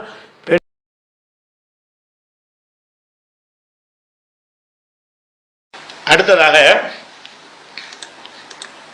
அஸ்மி லாபிர், ஸ்ரீலங்கா, இலங்கையிலேருந்து கேட்குறாரு. என்ன கேட்குறாருன்னா, மரணித்த அந்நிய பெண் ஜனாசாவை ஆண்கள் பார்க்கலாமா, ஆதாரத்துடன் விளக்கும்னு கேட்குறாரு. ஒரு ஆண் மரணிச்சுட்டா பெண் போய் பார்க்கறது, பெண் மரணித்து விட்டால் ஆண் போய் பார்க்கறது, இது பற்றின ஒரு சட்டத்தை நம்ம விளங்கிக்கணும். அவர் பெண்ணுக்கு தான் கேட்குறாரு. ஒரு பெண்ணு மரணித்து விட்டார்கள் என்று சொன்னால் அவங்கள வந்து ஆண்கள் வந்து என்ன செய்யலாமா, பார்க்கலாமா? அதாவது மரணித்த பிறகு பெண்களை பார்ப்பது சம்பந்தமாக தனியான சட்டம் எதுவும் இருந்துச்சுன்னு சொன்னால் அதை நம்ம கடைப்பிடிக்கலாம். மரணித்த பிறகு பார்ப்பதற்கும் தனி எந்த சட்டமுமே இல்லை. அப்படின்னா உசுரோடு இருக்கும்போது உள்ள சட்டம் தான் மரணிக்கிறதுக்கும் பொருந்தும். உசுரோடு இருக்கும் பொழுது அந்நிய பெண்ணை பார்ப்பதற்கு மார்க்கத்தில் என்ன சட்டம்? உசுரோடு இருக்கும்போது தான் வேறு மாதிரி எண்ணங்கள் வருவது கூட வாய்ப்பு இருக்கிறது. அப்போ உசுறு போன பிறகு வேறு மாதிரி எண்ணங்கள் வர வாய்ப்பு கூட கம்மி தான் அதில். அப்போ நம்ம என்ன விளங்கணும்னா, உயிரோடு இருக்கும் பொழுது ஒரு அந்நிய பெண்ணை பார்ப்பதாக இருந்தால் அவங்க முறைய ஹிஜாபில் இருக்கணும். ஹிஜாப்னு சொன்னால் முகம் கையை தவிர மற்றது மறைத்த நிலையில் அவர்கள் இருந்தார்களே ஆனால் பார்க்கலாம். அதுவும் தேவைக்கு தான் பார்க்கலாம். முகங்கை மறைச்சு போய் பார்த்து வரக்கூடாது. அவங்கள்ட்ட ஒரு கொடுக்கல் வாங்கல் வைப்பதற்கோ, ஏதாவது பெறுவதற்கோ, கொடுப்பதற்கோ, கேள்வி கேட்பதற்கோ, பதில் சொல்வதற்கோ, ஒரு சந்திப்பதற்கு அவசியம் இருந்தால் பார்க்கலாம். அப்படி இல்லாட்டி போய் என்ன செய்யக்கூடாது, முகங்கையெல்லாம் மறைச்சு தான் இருக்காங்க, பார்த்துட்டு வர்றேன், ஒரு வீட்டில் போய் அவங்கள பார்த்துட்டு வந்தேன், ஒழுங்காக தான் அணிஞ்சிட்டு சொல்ல முடியுமானா சொல்லக்கூடாது. தேவைக்கு தான். அதாவது பெண்களை பார்ப்பதாக இருந்தால் அவங்க அக்காவோ தங்கச்சியாக இருந்தால் நீங்கள் போங்க, பிரச்சனை இல்லை. அந்நிய பெண்ணாக இருப்பார்களே ஆனால் அவர்களுக்கு ஒன்றை கொடுப்பதற்கு, அவங்கள்ட்ட ஒன்றை பெறுவதற்கு, அந்த மாதிரியான ஒரு கடை வீதிகளில் அது மாதிரியான இடங்களில் பார்க்கறதுக்கு மார்க்கத்தில் என்ன இருக்குது, அனுமதி இருக்கிறது. ஜனாசாவை பொறுத்த வரைக்கும் இவங்க என்ன போய் இவர் கேட்க போகிறாரு, ஒரு தேவையும் இல்லை. பெண்ணை போய் பார்க்கணுங்கிறதுக்கு எந்த ஒரு அவங்க கேள்வி கேட்க போகிறாங்களா, இவர் பதில் சொல்ல போகிறாரா, எந்த ஒரு அவசியமே இல்லை. அப்போ அவசியம் இல்லாமல் பார்க்குறது, ஹிஜாப்லாம் அணிஞ்சுதான் இருப்பாங்க. அதான் மரணித்த பிறகு முழுசாக அந்த கஃபனை மறைச்சிரும், முகத்தை மூடி இருப்பாங்க, திறந்து காட்டுவாங்க சில ஆட்களுக்கு. ஒரு ஆண் போய் ஒரு பெண்ணை பார்க்க என்ன தேவை இருக்குது? தேவை ஒன்றும் கிடையாது, அவசியம் இல்லை. அவசியம் இல்லாமல் உசுரோடு இருக்கும்போது பார்க்கக்கூடாது தானே. உயிரோடு இருக்கும் பொழுது பார்க்காத, மறுபடியும் பார்த்துடாதுன்ற சொல்ல தடுத்துருக்குறாங்க தேவையில்லாமல். தேவைக்கு பார்க்கறது என்பது ஜனாசாவுக்கு வராது. ஜனாசாவோட நமக்கு என்ன தேவை இருக்குது? ஒரு தேவையும் கிடையாது. அதனால அதை பார்க்காம இருக்குது. அதே நேரத்தில் வந்து மகரமாக இருந்தாங்கன்னு வைங்க, அவங்க பார்க்க விரும்புவாங்க. அண்ணன், தம்பி, தங்கச்சியை பார்க்கணும், மூத்தா பூச்சி, அம்மாவை பார்க்கணும்னா பெண்ணுன்னு பார்க்க தேவையில்லை. அவங்க மகரமான உறவினராக இருப்பார்களே ஆனால் நம்ம அம்மாவை பார்க்கணும், கடைசி அவர்களை பார்த்துக்குருவோம், நம்ம அக்காவை பார்க்கணும், நம்ம தங்கச்சியை பார்க்கணும், மனைவியை பார்க்கணும் அப்படிங்கிற மாதிரி உறவு இருந்தால் அவர்கள் ஆண்களாக இருந்தாலும் என்ன செய்யலாம், பார்க்கலாம். அந்நியர்கள் பார்க்கறதா இருந்தால் என்ன தேவை இருந்தால் பார்க்கலாம். என்ன தேவைன்னா, அவர் ஒரு மருத்துவராக இருக்காரு, ஒரு போஸ்ட்மார்ட்டம் பண்ண வேண்டி இருக்கிறது, அவர் பார்க்கலாம். ஒரு போலீஸ் அதிகாரியாக இருக்கார், ஒரு முஸ்லீமு, யார் பாடி, நீ வந்து ஆம்பளை பாடியா பொம்பளை எடு பார்க்கணும், கொலை பண்ணிட்டியா, இயற்கை மரணமான்னு பார்க்க தேவை வருது. அந்நிய ஆண்கள் வந்து ஜனாசாவை பார்க்கறதுக்கு சில நேரத்துக்கு தேவை வரும். அது தேவை வரும். ஜமா தலைவராக இருக்கிறாரு, அது அவர் ஒரு வருதுக்கு தூக்கில் போட்டு சாவடிச்சுட்டாங்க, ஏமாத்திட்டாங்கன்னா சொந்த காலத்து வரையும் காட்டுன்னு கேட்கத்தான் செய்வார். அது மாதிரி தூக்கு கயிறு அடையாளம் இருக்காண்டு. அது மாதிரி ஒரு தேவை ஏற்பட்டால் உசுரோடு இருக்கும்போது பார்த்த மாதிரி இறந்த பிறகும் தேவை உள்ளவர்கள், ஜமாத் தலைவர், அதிகாரிகள், அது மாதிரி பார்க்கலாம்.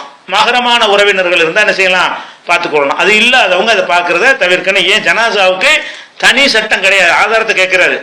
ஆதாரம் என்னன்னு கேட்டால் ஜனாசாவுக்கு தனி சட்டம் இல்லை, அது ஆதாரம். ஜனாசாவுக்குன்னு தனி சட்டம் சொல்லாட்டி உசுரோடு இருக்கும் பொழுது ஒரு பெண்ணுக்கு ஆணுக்கும் உள்ள அந்த பார்வைக்குரிய சட்டம் தான் அதுக்கும் பொருந்தும் அப்படின்னு எடுத்துக்கணும். பெண் ஜனாசாவை ஆண் பார்க்கலாமா, ஆண் ஜனாசாவை பெண் பார்க்கலாமாங்கிற விஷயம் தெளிவாயிரும். இந்த வீடியோ பார்த்துட்டிங்களா? இப்போ கேள்விக்கு வருவோம். அவர் என்ன இருக்கிறாருன்னா, ஒரு பெண் வந்து என்ன செய்கிறான்னு கேட்டால், என்னையை வந்து மகரமான ஆண்களை தவிர யாரும் பார்க்கக்கூடாதுன்னு எழுதி வச்சுட்டு போயிட்டாங்க. ஒரு பெண் என்ன செய்ய, நான் மரணித்த பிறகு என்னை வந்து என் கணவரோ என்னோடய அண்ணன் தம்பிமார்களோ அது மாதிரி தாய் தந்தையரோ தவிர மற்றவங்களாம் வந்து என்னை பார்க்கக்கூடாது, அந்நிய ஆண்கள் பார்க்கக்கூடாதுன்னு ஒரு பெண் எழுதி வச்சுட்டு போயிடுறாங்க. இது சரியான்னு கேட்குறாங்க. இதில் ஒரு குற்றமே கிடையாது. வழங்குதா? பொதுவாக எல்லாருமே பார்க்க தேவையும் இல்லை. அவங்க அப்படி பேணுதலாக இருக்க விரும்பினார்கள்னு சொன்னால் அதில் வந்து குற்றம் சொல்ல முடியாது. எழுதி வச்சாலும் சரி, வசியத்தை செஞ்சுட்டு போனாலும் சரி, அதை அவங்க எப்படி செய்கிறாங்களோ நம்ம நிறைவேற்ற வேண்டியதான். வெளியில் அதான் பெண்களை பார்க்கலான் இருந்தாலும் பார்க்கணுன்ற கட்டாயம் கிடையாது தானே. உலகத்தில் வாழும்போது ஒரு பெண் என்ன செய்யலாம்னு கேட்டால், எதுக்கு அந்நிய ஆண்களை நான் பார்க்கணும், நான் பார்க்கவே மாட்டேன், என்னை எந்த அந்நியானும் பார்க்குற மாதிரி நடக்க மாட்டேன்னு அவங்க கூடுதலாக பேணுதலாக இருந்து கொண்டார்கள்னா அது குற்றத்திலேயே வரேன். குற்றமெல்லாம் கிடையாது. அனுமதி இருக்குது, பார்க்க அனுமதி தேவை இருந்தால் பார்க்க அனுமதி இருக்குது. அதில் ஜனாசாவை பார்க்குறதுக்கு தேவைக்கு எந்த ஒரு வேலையும் கிடையாது. யார் தேவை உள்ளவங்களாக இருக்கிறாங்களோ அவங்க தான் பார்ப்பாங்க. மஹரமுக்கு தான் தேவை இருக்கும். என்ன தேவை? நம்ம அக்கா தங்கச்சின்னா எப்படி பார்க்கணுன்னு ஒரு தேவை ஏற்படுகிறது. யாரோ எவ்வளவாக இருந்தால் பார்க்கணுங்கிற ஒரு தேவை ஏற்படாது. அதனால் எழுதி கொடுக்குறது தப்பான்னு கேட்டால் தப்புலாம் கிடையாது. அதுக்கடுத்து மூத்து வீட்டுக்கு செல்லும்போது ஜனாசாவுக்கு சலாம் கூற வேண்டும் என்று சொல்கிறாங்களே, சரியான்னு கேட்குறாங்க. அதாவது ஜனாசா சலாம் சொல்லுதல் என்பது வந்து அடக்கின பிறகு தான் சொல்லணும்னு ஹதீஸில் வருகிறது. ஹதீஸில் ஜனாசாவுக்கு சலாம் வருகிறது. எப்படி வருதுன்னு கேட்டால், ரசூல் ஸல்லல்லாஹு அலைஹி வஸல்லம் அவர்கள் இதா அத்தல் மக்பரத்தை, மக்பராவுக்கு வருவார்களே ஆனால், மக்பரான்னா அடக்கசலம், கபுருஸ்தான், கபுருஸ்தானுக்கு வருவார்களே ஆனால் அஸ்ஸலாமு அலைக்கும் என்று சலாம் சொல்லுவார்கள். தாரகமின் முமினின் இன்னா இன்ஷா அல்லாஹு பிக்கும் லாஹிகூன் அப்படின்னு சொல்லிட்டு என்ன செய்கிறாங்கன்னு கேட்டால், ரசூலுல்லாஹ் சலாம் சொல்லியிருக்கிறாங்க. எப்போ சொல்லியிருக்கிறாங்க? இறந்து விட்டு பாடியை வச்சுருப்பாங்கல்ல, அடக்கம் பண்ணாமல், அப்போ சொல்லலை. ஜனாசா கபுருஸ்தானில் தான் சொல்லியிருக்கிறாங்க. இது முஸ்லீமில் வரும் ஹதீஸ். எல்லா சலான் சொல்கிற ஹதீஸுகள்லையுமே என்ன வருதுன்னு கேட்டால், கபுருஸ்தானில் சொன்னால் தான் வருது. அடக்கின பிறகு, அடக்கிறதுக்கு முன்னாடி ஜனாசா வச்சுருந்தாங்கன்னு சொன்னால், ஏன்னா அடக்கிட்டாங்கன்னா அது வேறு உலகத்துக்கு போயிடுறாங்க. வேறு உலகத்துக்கு போயிட்டாங்கன்னு சொன்னால் நம்ம ஜனாசா வந்து அவங்கள நோக்கி பேசுகிற மாதிரி இருந்தாலும் அவங்களுக்கு செய்கிற துவாவாகத்தான் ஏற்றுக்கொள்ளப்படும். நம்ம சொல்கிறவங்களை கேட்கும்னு அர்த்தம் கிடையாது. அதே நேரத்தில் வந்து அடக்கப்படாமல் கிடக்கிறாங்கன்னு வைங்க, அப்போ போய் சலாம் சொல்கிறேன், நம்ம கேட்குங்கிற அர்த்தம் வருதுல்ல. அப்போ எதுக்கு சலாம் சொல்கிறீங்க? அஸ்ஸலாமு அலைக்கும்னு உங்கள் மனசில் என்ன இருக்குது? நம்ம சொல்கிற சலாம் அது கேட்கும்னு அர்த்தம் தானே இருக்குது. அந்த அர்த்தம் வரக்கூடாதுங்கிறதுனால அதை நம்ம செய்யக்கூடாது. மார்க்கத்தில் இல்லை. எந்த ஒரு ஜனாசாவிலையும் ரசூலுல்லாஹ் போய் அந்த இடத்துல சலாம் சொன்னாங்க என்று வரவில்லை. ரசூலுல்லாஹ் மூத்தா போன உடனே அவங்கள பார்த்தவங்களாம் சலாம் சொன்னாங்க என்று வரல. சலாம் சொல்லுதல்னு எப்போ வரும்னு கேட்டால் அடக்கின பிறகு தான் வரும். அந்த ஜியாரத்துக்கு சொல்லித்தர துவாக்கள் பூராவுமே கபுர்ஸ்தானில் சொல்கிறதுக்கு தான் வருது, அடக்க ஸ்தலத்தில். அதனால ஜனாசா வச்சுருக்கும் போது இருக்கிற மக்களுக்கு சலாம் சொல்லலாம். கூட்டமாக வச்சுருக்கிறாங்க, ஜனாசாவும் இருக்குது, அஸ்ஸலாமு அலைக்கும் உள்ளே போகலாம். அந்த சலாம் நம்ம யாருக்கு சொல்லுகிறோம்? இருக்கிற மக்களுக்கு சொல்லுகிறோம். நீங்கள் கபூரில் அந்த ஜனாசா பாடியை பார்த்து அஸ்ஸலாமு அலைக்கும்னீங்கன்னா அது கேட்காது. அது கேட்கவே கேட்காது, சொல்ல வேண்டிய அவசியம் இல்லை. அப்போ எப்போ நம்ம சொல்ல பர்மிஷன் தரப்பட்டிருக்குன்னு கேட்டால் அடக்கி முடிஞ்சவொன்னே. அடக்கம் செஞ்ச பிறகு சலான் சொல்வதற்கு அனுமதி இருக்கே தவிர அடக்கிறதுக்கு முன்னாடி சலான் சொல்வதற்கு எந்த ஒரு ஆதாரமும் இல்லை. ஒரு விஷயம். அடுத்ததாக வந்து இப்போ ஜனாசா பேசுங்கிற மாதிரி ஒரு கருத்துப்பட ஒரு ஹதீஸ் இருக்கேன்னு கேட்குறாங்க. என்ன கேட்குறேன்னா, என்னை சீக்கிரம் கொண்டு போங்க, சீக்கிரம் கொண்டு போங்கன்னு ஜனாசா சொல்லுமாம்ல அப்படின்னு ஒன்று கேட்குறாங்க. அப்படி ஒரு ஹதீஸு புகாரில் 1314 இருக்குது. அதாவது நீங்கள் நல்ல ஜனாசாவாக இருந்தால் அதை தோளில் வந்து ஆண்கள்லாம் தூக்கி சுமந்த பிறகு இப்போ இன்காலத்து சாலிகத்தன், அது நல்ல ஜனாசாவாக இருந்தால் அது சொல்லும், காலத்து கத்தி மூணி என்னை சீக்கிரம் கொண்டு போங்க, தூக்கிட்டு நிற்க அதை கொண்டு அடைக்கிறங்க என்று சொல்லும்னு வருது. இந்த சொல்லும்னு வருவதற்கு என்ன அர்த்தம்னு கேட்டால், நம்மள்கிட்ட பேசுதுன்னு அர்த்தம் கிடையாது. ஏன்னா அது சொல்லுதுன்னு அவங்களுக்கு காதல் வழங்குனுச்சா? சொல்லிட்டாங்க ரைட்டு, ஜனாசா அப்படி சொல்லுதுன்னு. ஜனாசா சொல்லுதுன்னு அவங்க யாருக்காச்சும் வழங்குனுச்சா? அது யாருக்குமே விளங்கலை. அப்போ சொல்லுதுங்கிறக்கு என்ன அர்த்தம்னு கேட்டால், அதுவே சொல்லுதுன்னு அர்த்தம் இல்லை, சொல்லாமல் சொல்லுதுன்னு அர்த்தம். சொல்லுதுங்கிறக்கு அர்த்தம் என்னென்னு கேட்டால், அது நல்ல ஜனாசாவாக இருக்க வைங்க, அது வந்து பேச வேண்டி இருந்தால் என்ன பேசும்? ஏன்டா இழுத்தடிச்சு சீக்கிரம் கொண்டே போடுங்க, பேசுகிறதா இருந்தால் பேசும் என்கிற ஒரு அர்த்தம் தான் அதுக்கு வைக்கணுமே தவிர அது பேசுனுச்சின்னு வைக்க இயலாது. பேசுனுச்சு வச்சேன்னு சொன்னால் உங்களை நோக்கி தானே பேசுது, உங்களுக்கு ஏன் கேட்கல? கத்தி மூணு என்னை சீக்கிரம் கொண்டு போங்க, சீக்கிரம் கொண்டு போன்னு ஜனாசா சொல்லுதுங்கிறாங்க. யாருக்கும் கேட்கலையே, 1000 பேர் அங்கே நிற்கிற ஒருத்தருக்கும் கேட்கலையே, தூக்கி சுமக்கிற ஆளுக்கும் கேட்கலையே. அப்போ நம்மளை நோக்கி அது பேசுதுன்றதுக்கு அர்த்தம் வச்சுக்கல்னு சொன்னால் நம்மளுக்கு கேட்கணும். நமக்கு கேட்கலன்னு சொன்ன என்ன அர்த்தம்னு கேட்டால் ஒரு இலக்கியமாக சொல்கிறாங்க. கேட்குதுன்னு அர்த்தம் கிடையாது, ஒரு இலக்கியமாக ரசூல் என்ன செய்கிறாங்க, அந்த வார்த்தையை சொல்கிறாங்க. அது பேசுகிறதா இருந்தால் அப்படி பேசும்.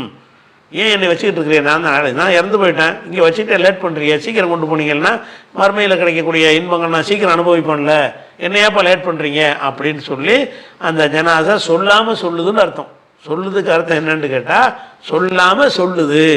சொல்லாமல் சொல்லுதுன்னு என்ன அர்த்தம்? அது பேசுவதா இருந்தால் அப்படி பேசும், பேசாதுங்கிற என்ன அர்த்தம்? நம்ம கேட்கல அப்படின்னு நினைக்கணும். என் பெயர் சர்சின், புதுக்கோட்டை மாவட்டம். நான் கடல் தொழில் செய்து கொண்டு இருக்கிறேன். மகரிபு நேரத்தில் வேலைக்கு போவேன். நான் சுமார் 10 கிலோமீட்டர் தொலைவில் கடலுக்கு செல்வேன்.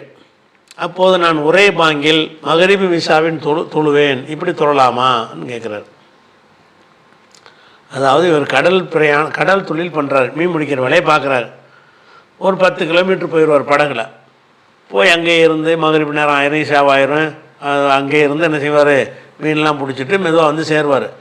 அப்போ இவர் என்ன செய்கிறாராம், மகரிபு நேரம் வந்த உடனே மகரிபுக்கு இஷாவுக்கு ஒரே பாங்கு சொல்லி நான் வந்து ஜம்மு செஞ்சு தொழுவுறேன், அப்படி செய்யலாமான்னு கேட்குறாரு. இதில் வந்து பிரயாணத்தில் உள்ள சலுகை வந்து 2 சலுகை இருக்குது. ஒன்று வந்து 4 ரக்காத்து தொழுகைகளை 2ஆக தொழுவது, அது ஒரு சலுகை. 2 தொழுகைகளை ஒன்றாக சேர்த்து தொழுவது, அது ஒரு சலுகை. இதுக்கு பேர் ஜம்மு என்று சொல்வார்கள், அதுக்கு பேர் கசுர் என்று சொல்வார்கள். பிரயாணத்துக்கு நம்ம போயிட்டோம்னு சொன்னால் அதில் வந்து 4 ரக்காத் தொழுகலாம், 2ஆக தொழுகலாம். அதே மாதிரி லொஹர் அசரை சேர்த்து தொழுகலாம், மகரிப் இஷாவை சேர்த்து தொழுகலாம். 2 சலுகை இருக்குதா இல்லையா? இந்த சலுகை பெறுவதாக இருந்தால் அதுக்குள்ள கண்டிஷன் என்னன்னு கேட்டால் 25 மைல் கிலோமீட்டருக்கு போகணும். நம்முடைய பிரயாணம் எவ்வளோ இருக்குன்னு 25 மைல் கிலோமீட்டர் உடைய பிரயாணமாக இருந்தால் தான் குறைஞ்சபட்சம் அவர் கசர் செய்ய முடியும். நீங்கள் 10 கிலோமீட்டர் தான் போகிறேங்கிறீங்க. 10 கிலோமீட்டருங்கிறதுக்கெல்லாம் கசரு கிடையாது. 10 கிலோமீட்டர் இன்னொரு 15 கிலோமீட்டர் நீங்கள் போகிற திட்டத்தில் இருந்தாலோ தான் நீங்கள் என்ன செய்ய முடியும், கசர் செய்ய முடியும். அப்போ நீங்கள் தரையில் இருக்கிற மாதிரி தான். நீங்கள் 10 கிலோமீட்டர் போயிட்டீங்கன்னு சொன்னால் ஊருக்குள்ளே இருக்கிற மாதிரி தான் அதுக்கு அர்த்தமே தவிர நீங்கள் வெளியூருக்கு பிரயாணம் பண்ணிட்டீங்கிற அர்த்தம் வராது. ஏன்னாட்டா ரசூல் ஸல்லல்லாஹு அலைஹி வஸல்லம் அவர்கள் 3 ஃபர்சகுங்கிறது வந்து இன்றைய கணக்கில் வந்து 25 கிலோமீட்டர் வரும். 25 கிலோமீட்டருக்கு போவார்களே ஆனால் சல்லா ரக்காத்தனி 2 ரக்காத்தா தொழுவார்கள்ங்கிற ஒரு ஹதீஸு முஸ்லீமில் இருக்கிறது. அதனால் நீங்கள் வந்து அங்கே கசரு செய்ய முடியாது. சரி, ஜம்மு செய்யலாமான்னு கேட்டால் ஜம்முன்னா 2 தொழுகை சேர்த்து ஒன்றா தொழுகிறது. அதை பொறுத்த வரைக்கும் பெரும்பாலும் பயணத்தில் தான் அந்த சலுகை இருந்தாலும் பயணம் இல்லாத நேரத்திலும் இந்த சலுகை உண்டு. குறைந்த அளவுக்கு நீங்கள் பயன்படுத்திக்கலாம். வெளியூருக்கு போய் தான் ஜம்மு செய்யணும் கிடையாது. எந்த அளவுக்கு இருந்தால் புகாரில் 543வது ஹதீஸில் இருக்கிறது. அண்ணன் நபி ஸல்லல்லாஹு அலைஹி வஸல்லம் சல்லா பில் மதீனத்தி சபம் வ தமானியன். ரசூல் ஸல்லல்லாஹு அலைஹி வஸல்லம் அவர்கள் மதீனாவுலன்னு என்ன அர்த்தம், பிரயாணம் பண்ணாமல் உள்ளூரில் இருக்கும்போது தொழுதிருக்கிறார்கள். சபான் வ தமானியன், 7ஆகவும் 8ஆகவும் தொழுதிருக்கிறார்கள். அதான் அல் லுஹர வல் அஸ்ர வல் மக்ரிப் வல் இஷா, லுஹர் அஸ்ர் மக்ரிப் இஷா தொழுகைகளை 7ஆகவும் 8ஆகவும் தொழுதிருக்கிறார்கள். அப்படின்னு என்ன அர்த்தம்னு கேட்டால் ஒரே நேரத்தில் தொழுதிருக்கிறாங்க. அதாவது 7ண்டா என்ன அர்த்தம், மக்ரிப் இஷா 4 3 7, 8ண்டா இது லுஹர் அஸ்ர் 4 4 8. இப்படி ரசூலுல்லாஹ் ஜம்மு செஞ்சு தொழுதாங்க. எங்கே ஜம்மு செஞ்சு தொழுகையை குறைக்கிறதுக்கு பிரயாணம் பண்ணி ஆகணும். பிரயாணம் பண்ணாமல் உள்ளூரில் இருந்தீங்கன்னு சொன்னால் உங்களை தொழுகையை வந்து 2 ரக்காத்தை குறைக்கிற சலுகை கிடைக்காது, ஜம்மு செய்கிற சலுகை கிடைக்கும். உங்களுக்கு ஒரு தேவை இருக்குது, அவசியம் இருக்குதா, உள்ளூரில் இருந்துக்கிட்டே என்ன செய்யலான்னு கேட்டால் மக்ரிப் இஷாவை சேர்த்து தொழுவலாம், லுஹர் அஸ்ரை சேர்த்து தொழுவலாம். அப்படி தொழும்போது முழுசாக தொழுவணும். லுஹர் அஸ்ரை தொழும்போது 4 ரக்காத்தாக ஜம்மு செஞ்சு தொழுவலாம். அதே மாதிரி மக்ரிப் இஷாவை தொழும்போது 3 + 4 மக்ரிபை தொழ வேண்டியது, இன்னொரு இகாமத்து சொல்ல வேண்டியது, இஷாவையும் தொழ வேண்டியதுன்னு இப்படி ஒருத்தன் செஞ்சான்னு சொன்னால் உள்ளூரில் இருந்து கொண்டே செய்யலாமான்னு கேட்டால் அப்படியும் செய்யலாம். முஸ்லீமில் உள்ள ஹதீஸ் என்ன இருக்குன்னு கேட்டால் ஜமா ரசூலுல்லாஹி ஸல்லல்லாஹு அலைஹி வஸல்லம் பைனல் லுஹரி வல் அஸ்ரி, லுஹர் அஸ்ர் தொழுகை ரசூலுல்லாஹ் சேர்த்து தொழுதார்கள். ஒல் மக்ரிபி ஒல் இஷாய், மக்ரிப் இஷாவை சேர்த்து தொழுதார்கள். பில் மதீனத்தி, மதீனாவுடைய பிரயாணம் இல்லாமையே சேர்த்து தொழுதிருக்கிறார்கள். ஃபி கைரி ஹௌஃபின் வலா மத்தரின், மழையோ அச்சமோ இல்லாத நேரத்தில் தொழுதிருக்கிறார்கள்.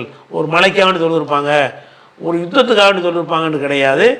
சாதாரண நாளில் எந்த ஒரு பிரச்சனையுமே இல்லாத ஒரு நாளில் அப்படின்னு தொழுதிருக்கிறார்கள். சில நேரங்களில் அப்படி தேவைப்பட்டுச்சுன்னு சொன்னால் நீங்கள் சொந்த ஊரில் இருக்கும் பொழுதே ஏதோ ஒரு வேலை, ஒரு கல்யாண வேலை இருக்குது, ஏதோ ஒரு வேலை இருக்குது, நமக்கு வக்துக்கு போக முடியாதுன்னு தெரியுதா, நீங்கள் லொஹரை தொழும்போது என்ன செய்ய வேண்டியது, யாரெல்லாம் இன்றைக்கி கொஞ்சம் வேலைகள்லாம் இருக்கிறது, நான் லொஹரை சரி ஜம்மு செய்கிறேன் என்று நினைத்து கொண்டு ஒரு பாங்கு சொல்லி லொஹரை தொழ வேண்டியது, இகாமத்து சொல்லி சலாம் கொடுத்தோன்னா இன்னொரு இகாமத்து சொல்லி அசரை தொழ வேண்டியது லொஹர் நேரத்துக்குள்ளேயே. அப்படி ரெண்டையும் சேர்த்து தொழுத்திங்கன்னா அசருக்கு நீங்கள் தொழ தேவையில்லை. இந்த சலுகை இருக்கான்னா இருக்கிற சொல்ல செஞ்சுருக்காங்கல்ல, செஞ்சுருக்காங்கன்னா என்ன செய்யலாம், இது எப்போ பார்த்தாலும் பயன்படுத்திட்டு 3 வக்து தொழுகை ஆக்கிறாமல் எப்போ தேவைப்படுது அவசியம்னு கருதுறமோ அப்போ செஞ்சுக்கலாம். அதே மாதிரி மகரிப் ஒரு சில வேலைகளில் ஈடுபடும்போது அப்படிலாம் வந்துடும். ஒரு காரியத்தில் ஈடுபட போகிறோம், இன்றைக்கி மகரிப்பு இஷா 2 மகரிப்பு போனால் இஷா தவறி போயிடும், அப்போ என்ன பண்ணுறது, மகரிப் இஷா ஜம்மு பண்ணிக்கிறங்க. இதுக்கு பிரயாணம் அவசியம் கிடையாது. பிரயாணமாக இருந்தாலும் ஜம்மு செய்யலாம், பிரயாணம் இல்லாமல் சொந்த ஊரில் இருந்தாலும் ஜம்மு செஞ்சுக்கிடலாம். அந்த அடிப்படையில் நீங்கள் அந்த மகரிப் இஷாவை சேர்த்து ஜம்மு செய்கிறீங்கல்ல, தப்பு கிடையாது. அதுக்கு பிரயாணம்ங்கிற அவசியம் கிடையாது. நீங்கள் என்ன செய்யணும், 3 ரகாத்து மகரிப்பு தொழணும், 100 இகாமத்து சொல்லணும், இஷாவை 4 ரகாத்து தொழணும். 2 தொழ முடியாது. 2 தொழுகிறதா இருந்தால் 25 கிலோமீட்டர் நீங்கள் போகணும். 25 உட்பட்ட தூரத்துக்கு பிரயாணத்தில் வராது. அவங்களுக்கு இந்த தொழுகையை சுருக்கக்கூடிய சலுகை கிடையாது. ஜம்மு செய்கிற சலுகை பிரயாணம் இல்லாட்டாலும் உண்டு. அரிதாக பயன்படுத்திக்கிறேன். பாதர் ரசூலுல்லாஹ் செஞ்சதுனால அதையே வாழ்க்கையாகிட்டேன்னா 3 வக்தா போயிடும் வாழ்க்கை போகிறான். அப்படி இல்லாமல் தேவைப்படும் போது அவசியமான நேரத்தில் அதையும் பயன்படுத்திக்கிட்டோம்னு சொன்னால் அதுவும் சொன்னது தான், ரசூலுல்லாஹ்வுடைய வழிமுறை தான். அடுத்து ஒரு புக்கில் எழுதப்பட்ட சம்பவம்னு சொல்லி ஒரு பெரிய ஸ்டோரியே போட்டிருக்கிறார். என்ன போடுறாருன்னா, ஃபாத்திமா ரலியல்லாஹு வீட்டில் நடந்த அற்புத கலந்துரையாடல். இந்த ஸ்டோரி இருக்குதான்னு கேட்குறாரு. ஒரு ஸ்டோரி எழுதிட்டு இப்படி ஒரு செய்தி ஹதீஸ் கிதாபுகளில் இருக்குதான்னு கேட்குறாரு. அது என்ன கலந்துரையாடல்னு கேட்டால் அது அப்படியே படிக்கிறேன், அவர் எழுதுனதை படிக்கிறேன். ஒரு சமயம் அருமை பெருமானார் ஸல்லல்லாஹு அலைஹி வஸல்லம் அவர்கள் தமது தோழர்களான அபூபக்கர் ரலி, உமர் ரலி, உஸ்மான் ரலி அனைவர்களையும் அழைத்து கொண்டு தனது அருமை மகளார் ஃபாத்திமா வீட்டிற்கு சென்றார்கள். காரணம், அலி அவர்கள் உடல்நிலை சரியில்லாமல் இருந்தார்கள்.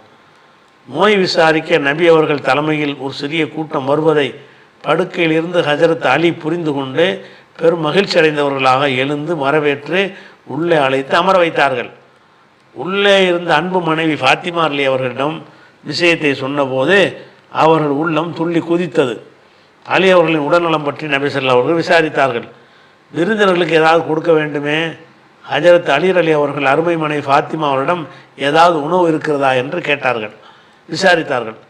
இப்போது நம் வீட்டில் தேன் தான் இருக்கிறது, அதை கொடுங்கள் என்று கூறினார்கள்.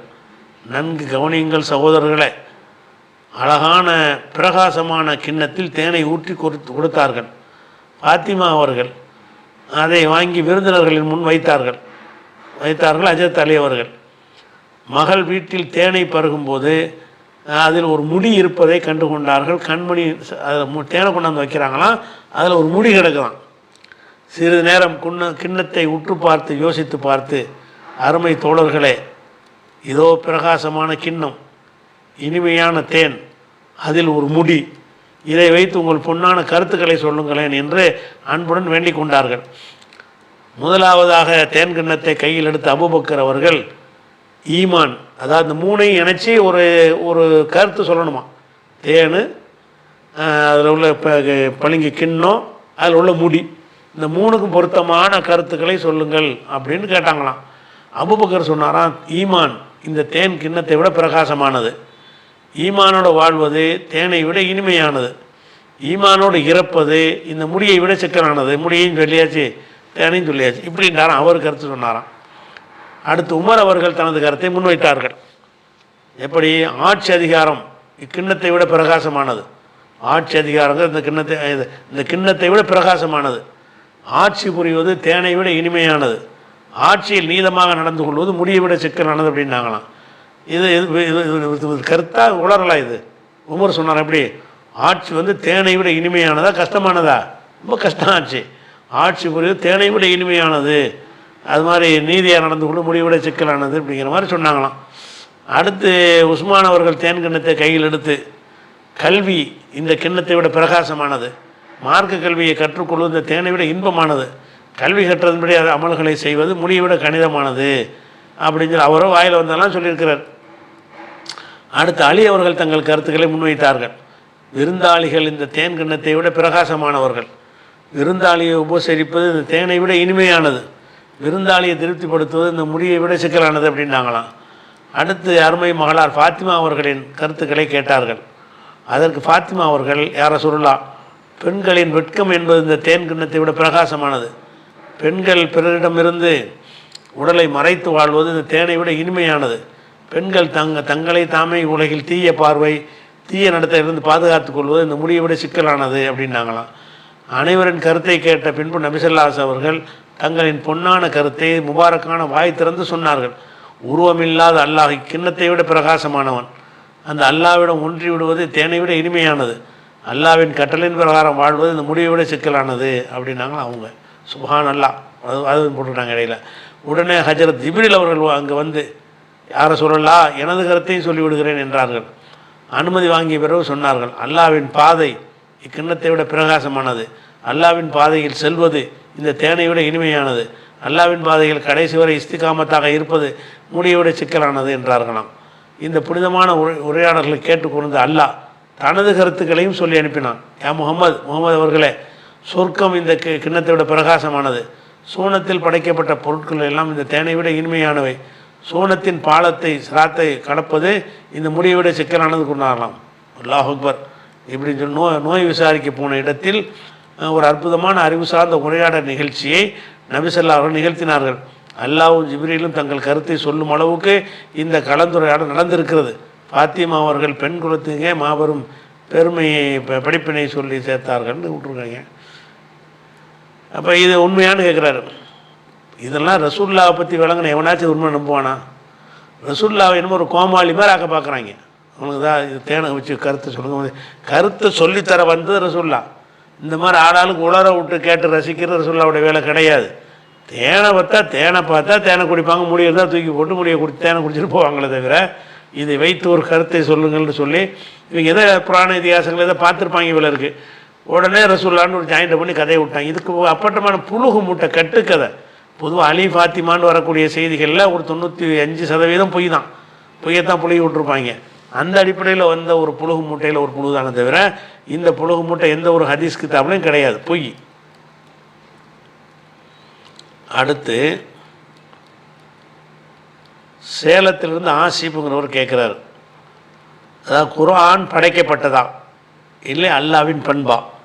இதுபோல் கடந்த காலத்தில் பெரும் விவாதம் நடந்தது என கூறப்படுகிறது.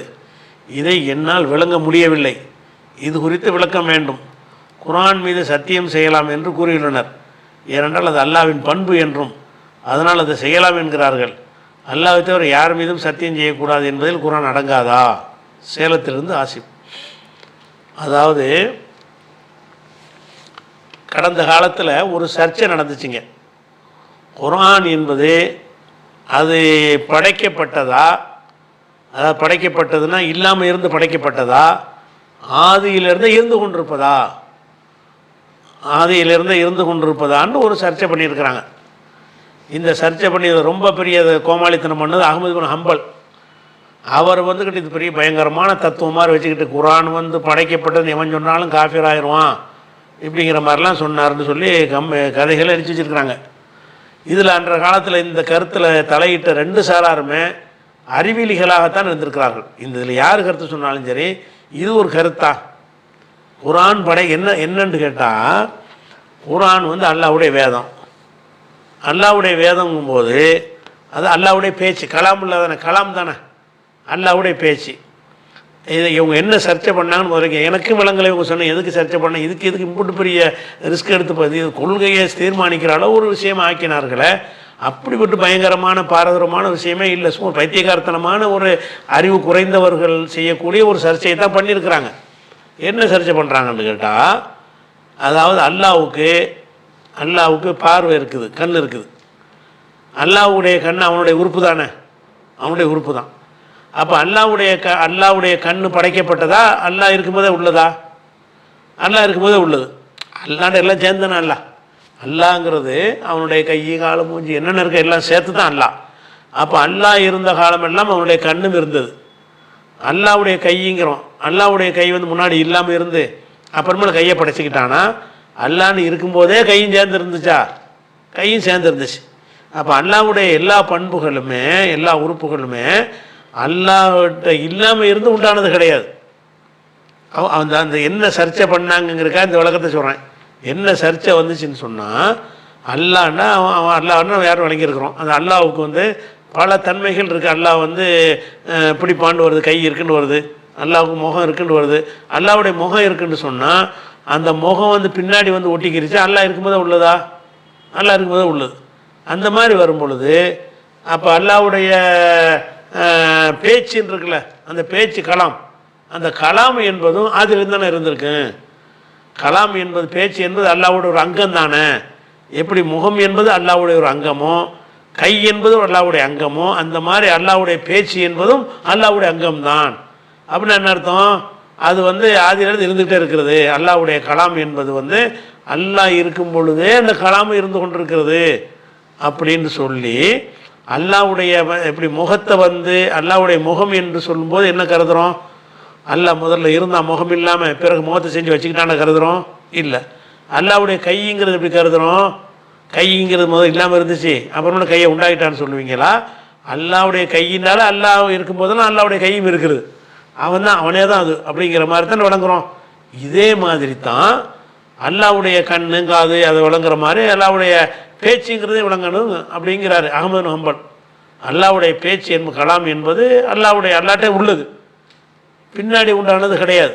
அதனால் அல்லாஹ்வுடைய கலாம் என்பது வந்து அது வந்து படைக்கப்படலை. அதான் முதல்ல இல்லாமல் இருந்து படைக்கப்படலை. அல்லாஹ் எப்போதெல்லாம் இருக்கிறானோ அப்போதெல்லாம் இந்த கலாமும் இருக்கிறது அப்படிங்கிற ஒரு வாதத்தை வச்சுக்கிட்டு இந்த முகத்துக்கு கைக்கு சொன்ன விஷயம் கரெக்டாக இருக்கிறது, அதோடு சேர்த்து கலாமையும் சேர்த்துக்கிறார், பேச்சுங்கிறதும் சேர்த்துக்கிறார். அல்லாஹ்வுடைய கைக்கு அவர் சொன்னாரே அது கரெக்டாக இருக்குது. அல்லாஹ்வுடைய கை என்பது இல்லாமல் இருந்து படைக்கப்பட்டதில்லை, அல்லாஹ் இருக்கும்போதெல்லாம் அந்த கையும் இருக்கிறது. அல்லாஹ்வுடைய முகம் என்பது இல்லாமல் இருந்து படைக்கப்பட்டதில்லை. ஆனால் இந்த பேச்சையும் கூட அதில் ஜாயிண்ட் பண்ணி அல்லாஹ்வுடைய குரான் இருக்குல்ல, குரான் வந்து குரான் வந்து அல்லாஹ் இருக்கும்போதெல்லாம் குரான் இருக்கிறது, அல்லாஹ்வுடைய ஒரு அங்கம். சுருக்கம் அப்படின்னா என்னது? முகம், அல்லாஹ்வுடைய முகம் என்பது அல்லாஹ்வுடைய ஒரு அங்கம் தானே, அல்லாஹ்வுடைய கை என்பது அல்லாஹ்வுடைய ஒரு அங்கம் தானே. அந்த மாதிரி அல்லாஹ்வுடைய கலாம் என்பது குரான் என்பது அல்லாஹ்வுடைய ஒரு அங்கம். அல்லாஹ்வுடைய முகம் மாதிரி அல்லாஹ்வுடைய கை மாதிரி குரான் என்பது அல்லாஹ்வுடைய ஒரு அங்கம்னு சொல்லி ஒரு கருத்தை வைக்கிறார். இந்த கருத்தை அஹ்மது ஹம்பல் சொல்கிறாரு. இது மடமையின் உச்சம்தான். இது இருந்தாலும் இதுக்கு பின்னாடி நிறைய பேர் போனாங்க. அதை ஒருத்தர் ஜஹமியா நிறைய தப்பான கொள்கைலாம் சொன்னார். அந்த கொள்கைக்கு நம்ம போக வேணாம். இந்த விஷயத்தில் ஜஹமுங்கிறவர் நெஞ்சார் எதிர்த்தார், இது சரியில்லைன்னு சொல்லி. அன்னைக்கு இருந்த ஆட்சியாளர்கள் மன்சூர் கலீஃபா இருந்தார், அவர் நெஞ்சார் அஹ்மது ஹம்பல் உளறாருன்னு சொல்லி அவரை ஜெயிலெல்லாம் முடிச்சு போட்டாங்க. மீனிங் இல்லாத பேசுகிறார் இவர். என்ன கலாம் குரான்ங்கிறது வந்து அல்லாஹ்வுடைய உறுப்பில் வருமா? அது அல்லாஹ் வந்து எத்தனை நாளைக்கு நடக்கிறது ஃபிரௌனுக்கு நடந்ததெல்லாம் அல்லாஹ் சொல்லி காட்டுறான். ஒவ்வொரு செய்தியும் அல்லாஹ் சொல்கிறது பேச்சு தானே. பேச்சு நான் ஒரு மனுஷனுக்கு எடுத்துக்கிட்டு பேசுங்களேன். நான் இருக்கிறேன், என்னுடைய முகம் என்னுடையது, அதுதான் நான் இருக்கும்போது என் முகம் இருக்கும். என்னுடைய கை வந்து நான் இருக்கும்போதெல்லாம் கை இருக்கும். என்னுடைய பேச்சுங்கிறது அப்படியா? பேச்சு என்பது நான் நினைக்கிற கருத்தையெல்லாம் வெளியில் சொல்வதற்குரிய விஷயங்கள். அது என்னுடைய அங்கம். யாராவது சொல்லுவாங்களா? என்னுடைய பேச்சு வந்து என்னுடைய அங்கம். மனுஷனுக்கு சொன்னா தான் நீங்கள் எல்லாருக்கும் சொல்லணும். பேச்சு என்பது எந்த ஒரு காலத்திலையாவது ஒரு மனிதனுடைய ஒரு அங்கமாக இருக்குமா? அங்கமாக இருக்காதுல்ல, பிறகுதான் உண்டாகுது. அல்லாஹ் வந்து ஒவ்வொரு நேரத்தில் ஒரு செய்தியை அறிவிக்கும் போது அந்த செய்தியை சொல்கிறான். அதுக்கு முன்னாடி இந்த செய்தி இல்லைன்னு அர்த்தம். அப்போ அல்லாஹ் வந்து நினைச்ச ஒரு செய்தியை சொல்லும்போது அல்லாஹ்வுடைய பேச்சு என்பது வந்து படைக்கப்படலை, மஹ்லூக் ஆரம்பத்திலேருந்து இருக்கிறது. அல்லாஹ் இருந்த காலத்தில் எல்லாம் குரான் இருக்குதுங்கிற மாதிரி இவர் சொல்லி இந்த உதாரணத்தெல்லாம் காட்டினவுடனே சிந்திச்சு பார்த்தா ஒன்றா நம்ம ஒரு மடமையாக தான் இருக்குது. அஹ்மது ஹம்பல் சொன்னது ஒரு அறிவாளியான ஒரு ஆள் தான். அதனால அன்றைக்கு இருந்த ஆட்சியாளர் மக்கள்கிட்ட எடுபடலை. ஆனால் இவர் பெரிய மார்க் அறிஞராக இருந்ததுனால இந்த உலமாக்கள்னு சொல்கிற 50 கூட்டமும் இவர் பின்னாடி தான் நின்றாங்க. உலமாக்கள்னு சொன்னாலும் அதில் என்னென்னு கேட்டால் இப்னு தைமியா இதுக்கு பதில் சொல்கிறாரு, வழங்கிறதுக்காக சொல்ல போகிறேன். என்ன செய்கிறாருன்னா காலை இப்னு தைமியா விளக்குறாரு. லம் யக்குல் அஹதும் மின சலஃபி இன்னஹு மஹ்லூக்குன். சலஃபுகளில் முன்னோர் இந்த இப்னு தைமியா அஹ்மது பின் ஹம்பலுக்கு முந்தின சலஃபு இருக்காங்கல்ல, அந்த சலஃபுகளில் ஒருவர் கூட இன்னஹு மஹ்லூக்குன் குரான் படைக்கப்பட்டது என்றும் சொல்லவில்லை. வலம் யக்குல் அஹதும் இன்னஹு கதீமுன் குரான் வந்து ஆதியிலேருந்து உள்ளது என்றும் சொல்லவில்லை.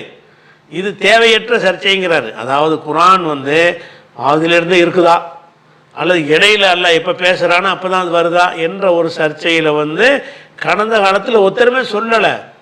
சும்மா தேவையில்லாமல் அல்லாஹ் இது குர்ஆன் அல்லாஹ்வுடைய கலாமுன்னு நகர்ந்துருங்கிறாரு.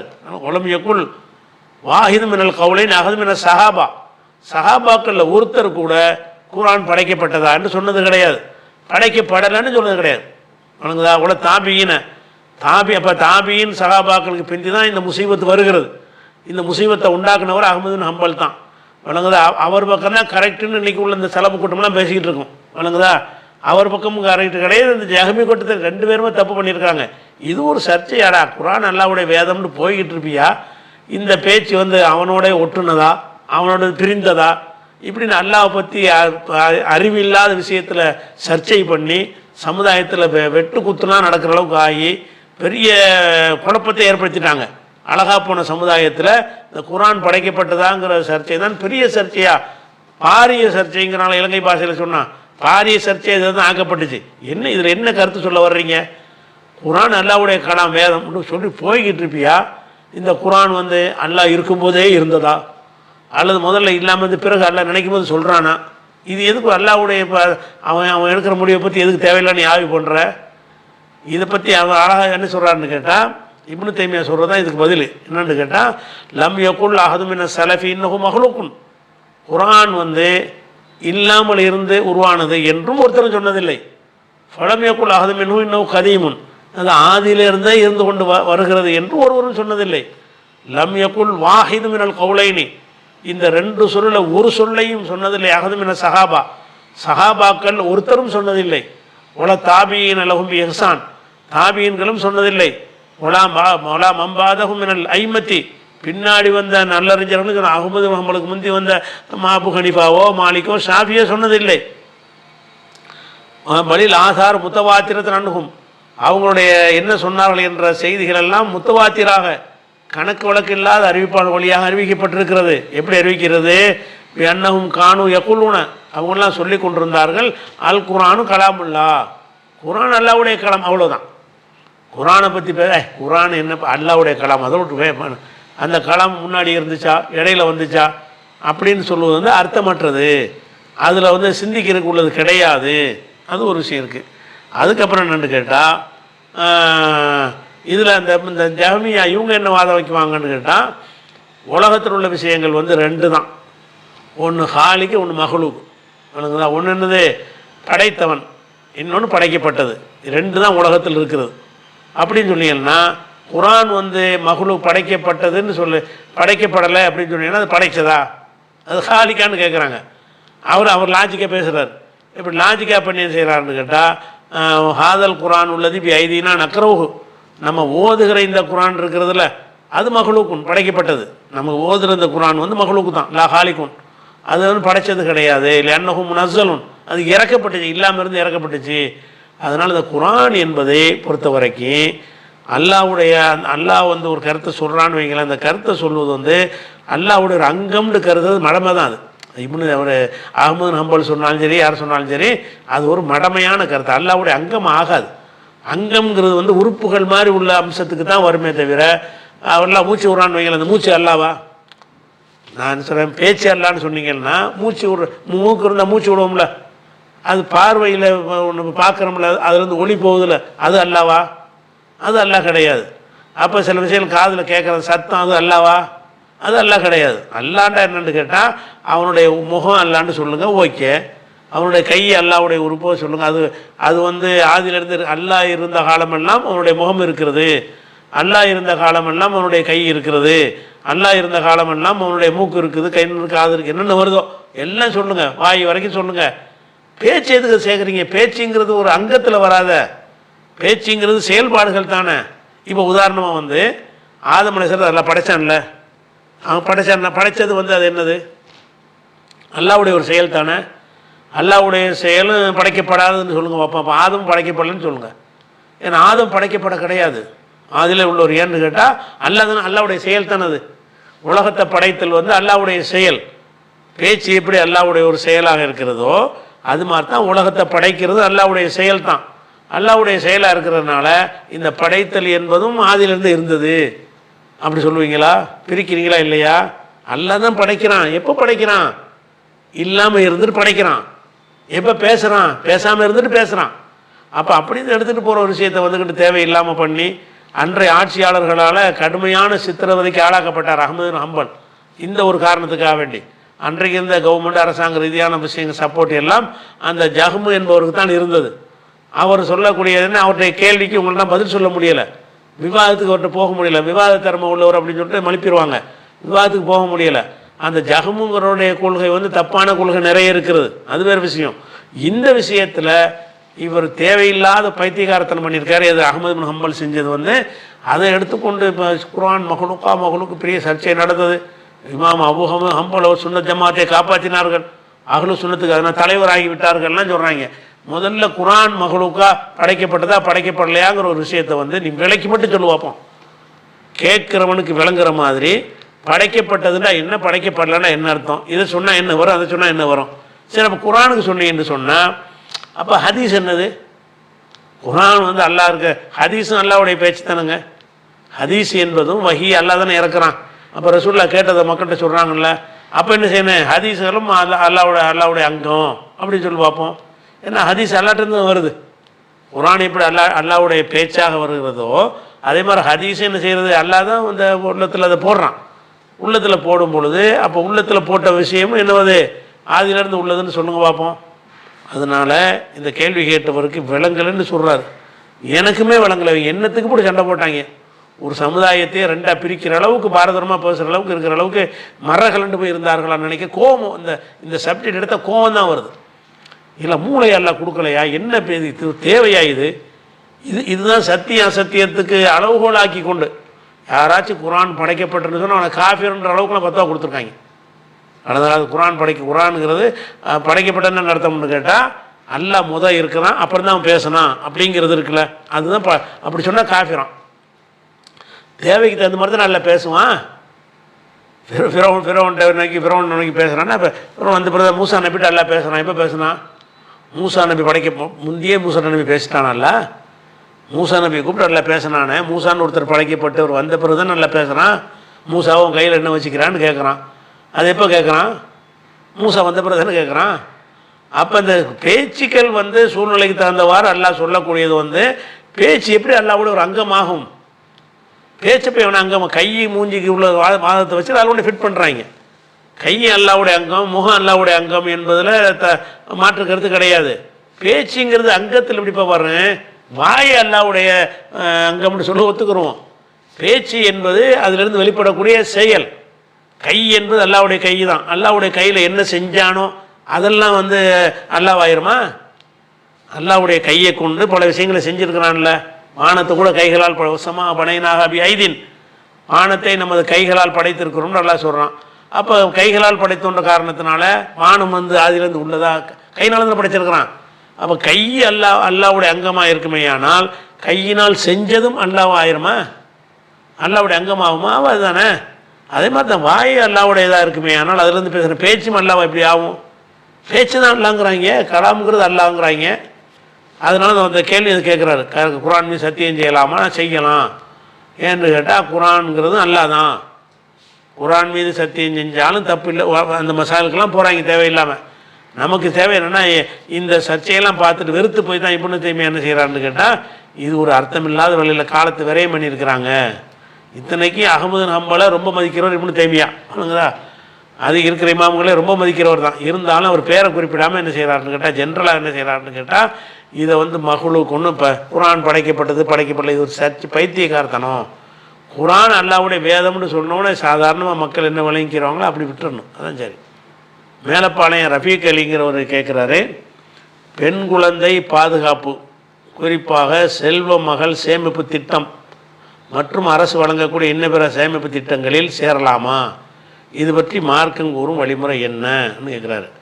அதாவது அரசாங்கத்திலிருந்து பெண் குழந்தைகளுடைய எதிர்கால பாதுகாப்புக்காக வேண்டி சில திட்டங்களை அரசாங்கம், மத்திய அரசாங்கமும் மாநில அரசாங்கமும் பலவிதமான திட்டங்களை அறிவித்திருக்கிறார்கள்.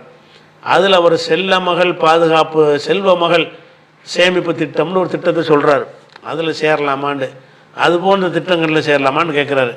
அவர் சொன்ன பிறகு நம்ம தேடி பார்த்தோம், செல்வ மகள் சேமிப்பு திட்டம்னா என்ன தேடி பார்த்தோம்னு சொன்னால், அதாவது 10 வயதுக்கு இதை விஷயம் என்னன்னு விளங்கிட்டால் உங்களுக்கு ஹராமானால் தெரிஞ்சு போயிடும். 10 வயசுக்கு உட்பட்ட பெண் குழந்தைகள் பெயரில் அவர்கள் பெற்றோரோ பாதுகாவலரோ குறைந்தபட்சமான தொகையாக 1000 செலுத்தணும். அதாவது மகள் பேரில் இந்த திட்டத்தை குறிப்பிடணும். செல்வ மகள் சேமிப்பு திட்டம்னு சொல்லிவிட்டு ஒரு 1000 ரூபா மாதம் போடணும். போஸ்ட் ஆஃபீஸ்லேயும் போடலாம், பேங்க்லேயும் போடலாம். ஒவ்வொரு நிதி ஆண்டிலும் குறைந்தபட்சமாக 1000 ஒரு நிதி ஆண்டில் ஒரு வருஷத்துக்கு ஒரு 1000 செலுத்தப்பட வேண்டும்.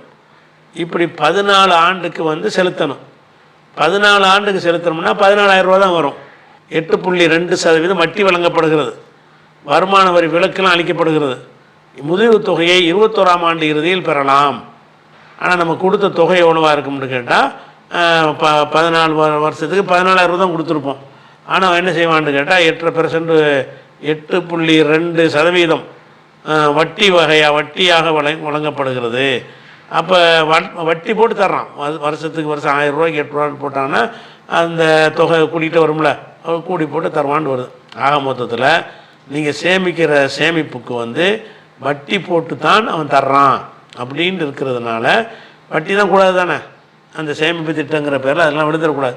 எந்த சேமிப்புக்கு வட்டி தருகிறார்களோ அந்த சேமிப்பு எவ்வளோ நல்லது மாதிரி தெரிஞ்சாலும் சரி, நம்ம பிள்ளைகள் பேரில் நம்ம வட்டி வாங்குகிறோம். பகிரங்கமாக சொல்லி தான் தர்றான், வட்டின்னு சொல்லி தான் அதை தருகிறான். அதை வச்சுக்கணும்.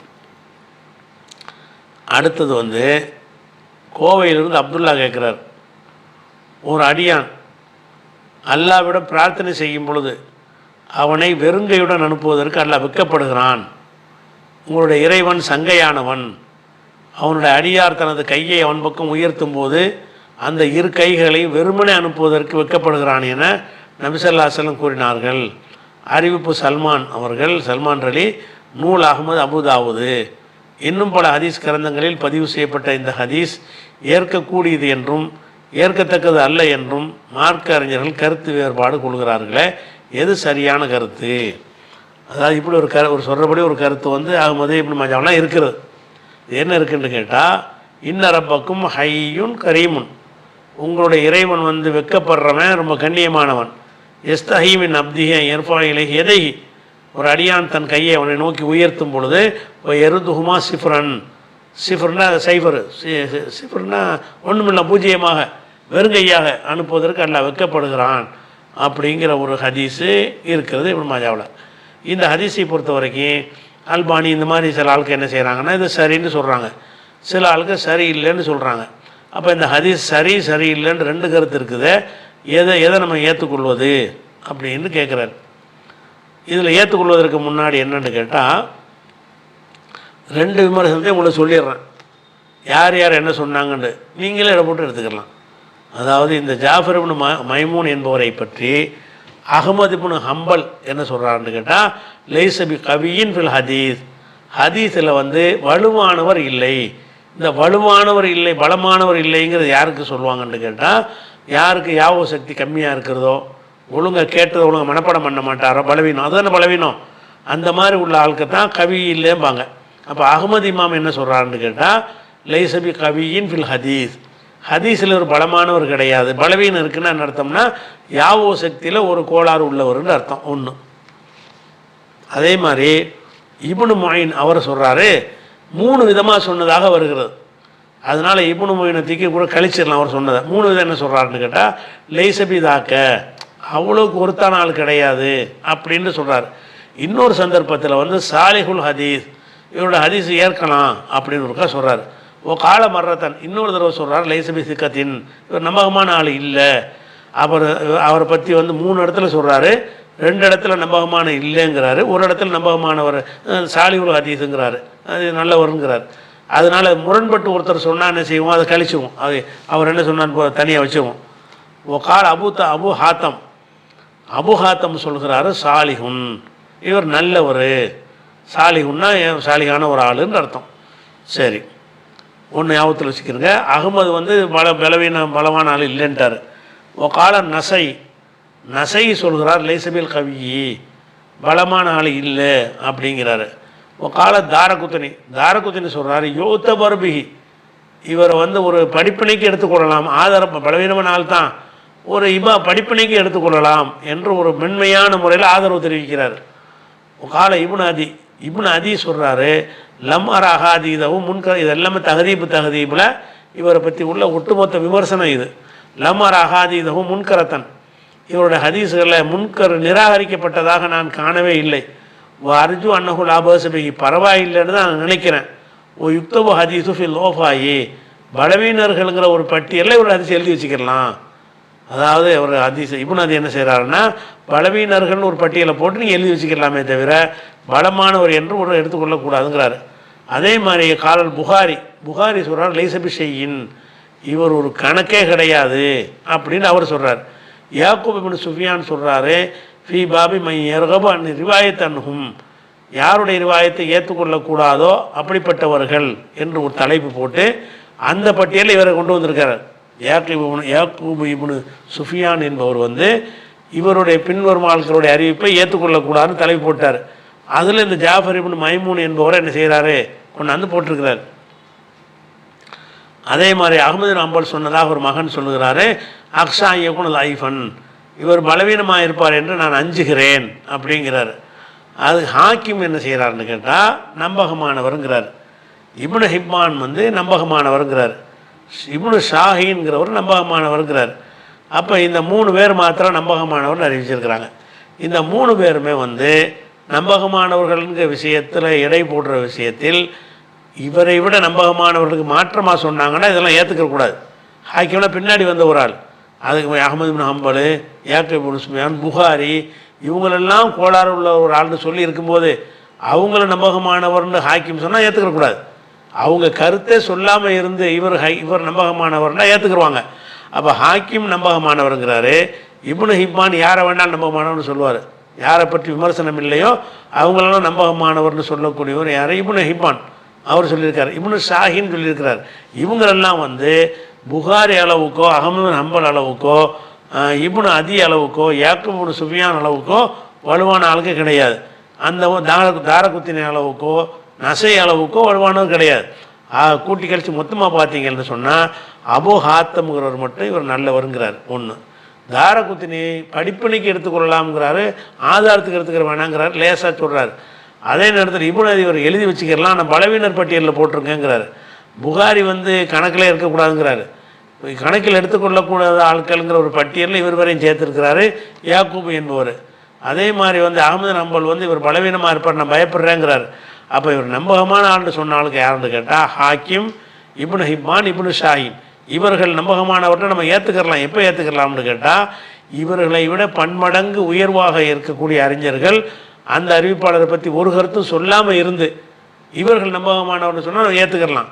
மாற்றமாக கருத்து அவங்க சொல்லியிருக்கும் போது அதுக்கு போட்டியாக இவரை கொண்டாந்து நிப்பாட்ட முடியாது.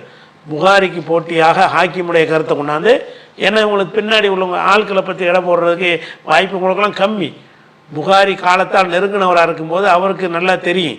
இவங்கெல்லாம் ரொம்ப பின்னாடி வந்துடுறாங்க. ரொம்ப பின்னாடி வந்த ஆட்களாக இருக்கிறதுனால புகாரி, அஹ்மது ஹம்பல் போன்றவர்கள் ஒருத்தரை பற்றி சொல்லியிருக்கும் பொழுது அதுக்கு முரணாக இவர்கள் சொல்வார்களே, ஆனால் அதை எடுக்க முடியாது. இந்த அடிப்படையில் தான் கருத்து வேரோடு வருது. மொத்தத்தில் பார்த்தோம்னு சொன்னால் இவர் பலவீனமானவர் என்பது தான் ஒரு சரியான ஒரு கருத்தாக இருக்கிறது. இப்னு ஹஜரோடு என்ன செய்கிறாருன்னா சதுவுக்குன் யுக்திவ் தக்ரீபில் சொல்கிறாரு, இவர் உண்மையாளர் தான், ஆனால் தவறு செய்வார், பிழை விடுவார், காரணத்தோடு விளக்கிறார். அதனால் வந்து இவர் வந்து பலவீனமான ஆள் என்பதுதான் சரியானது. முகமது யூசுப் கடையநல்லூர் கேட்குறாரு, நூஹ் நபி காலத்தில் ஏற்பட்ட வெள்ளப்பிரளயத்தில் உலகம் முழுவதும் அளிக்கப்பட்டதா அல்லது நூஹ் நபி வாழ்ந்த பகுதி மட்டும் அளிக்கப்பட்டதா? இந்த கேள்வி ஏனென்றால் நூஹ் நபி அவர்கள் வாழ்ந்த பகுதியில் மட்டும்தான் இஸ்லாத்தை பிரச்சாரம் செய்திருப்பார்கள்.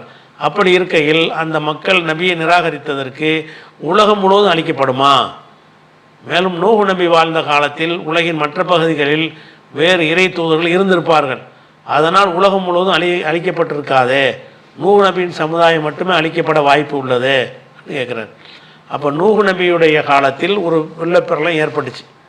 அந்த வெள்ளப்பிரளயம் ஏற்படும் பொழுது நூஹ் நபியுடைய அந்த பகுதி, அந்த ஊர், அந்த நாடு அந்த பிரதேசம் மட்டும்தான் அழிக்கப்பட்டிருந்தா ஓகே. உலகம்லாம் அழிக்கப்பட்டதுன்னு சொன்னோம்னு சொன்னால் அப்போ எவ்வளோ மக்கள் வேற ஒரு நபிமாரெலாம் இருந்திருப்பாங்க, அதில் வந்து ஏற்றுக்கொள்ளக்கூடியவங்களும் இருந்திருப்பாங்க, அவங்களெலாம் மட்டும் அழிக்க முடியாத அப்படிங்கிற ஒரு அர்த்தத்தில் கேட்குறாரு. இதில் வந்து நூஹு நபியுடைய காலத்தில் ஏற்பட்ட வெள்ளம் இருக்கு இல்லையா, அந்த வெள்ளத்தை பொறுத்த வரைக்கும் அந்த வெள்ளத்தின் அளவு எப்படி இருந்தது என்று பார்த்தீங்கன்னு சொன்னால், அதாவது தண்ணி வெள்ளம் மழை கொட்டுன்னு கொட்டுது, கீழே இருந்து வர தண்ணி பொங்குது, பொங்கின உடனே தண்ணி மேலே மேலே மேலே மேலே ஏறிக்கொண்டே வருகிறது. எந்த அளவுக்கு ஏறி வருதுன்னு சொன்னால், அங்கே உள்ள மலைகள் எல்லாம் மூழ்கும் அளவுக்கு, அங்கே சில மலைகள் இருக்கும்ல, அது மலையெல்லாம் மூழ்கிற அளவுக்கு மேலே போச்சு.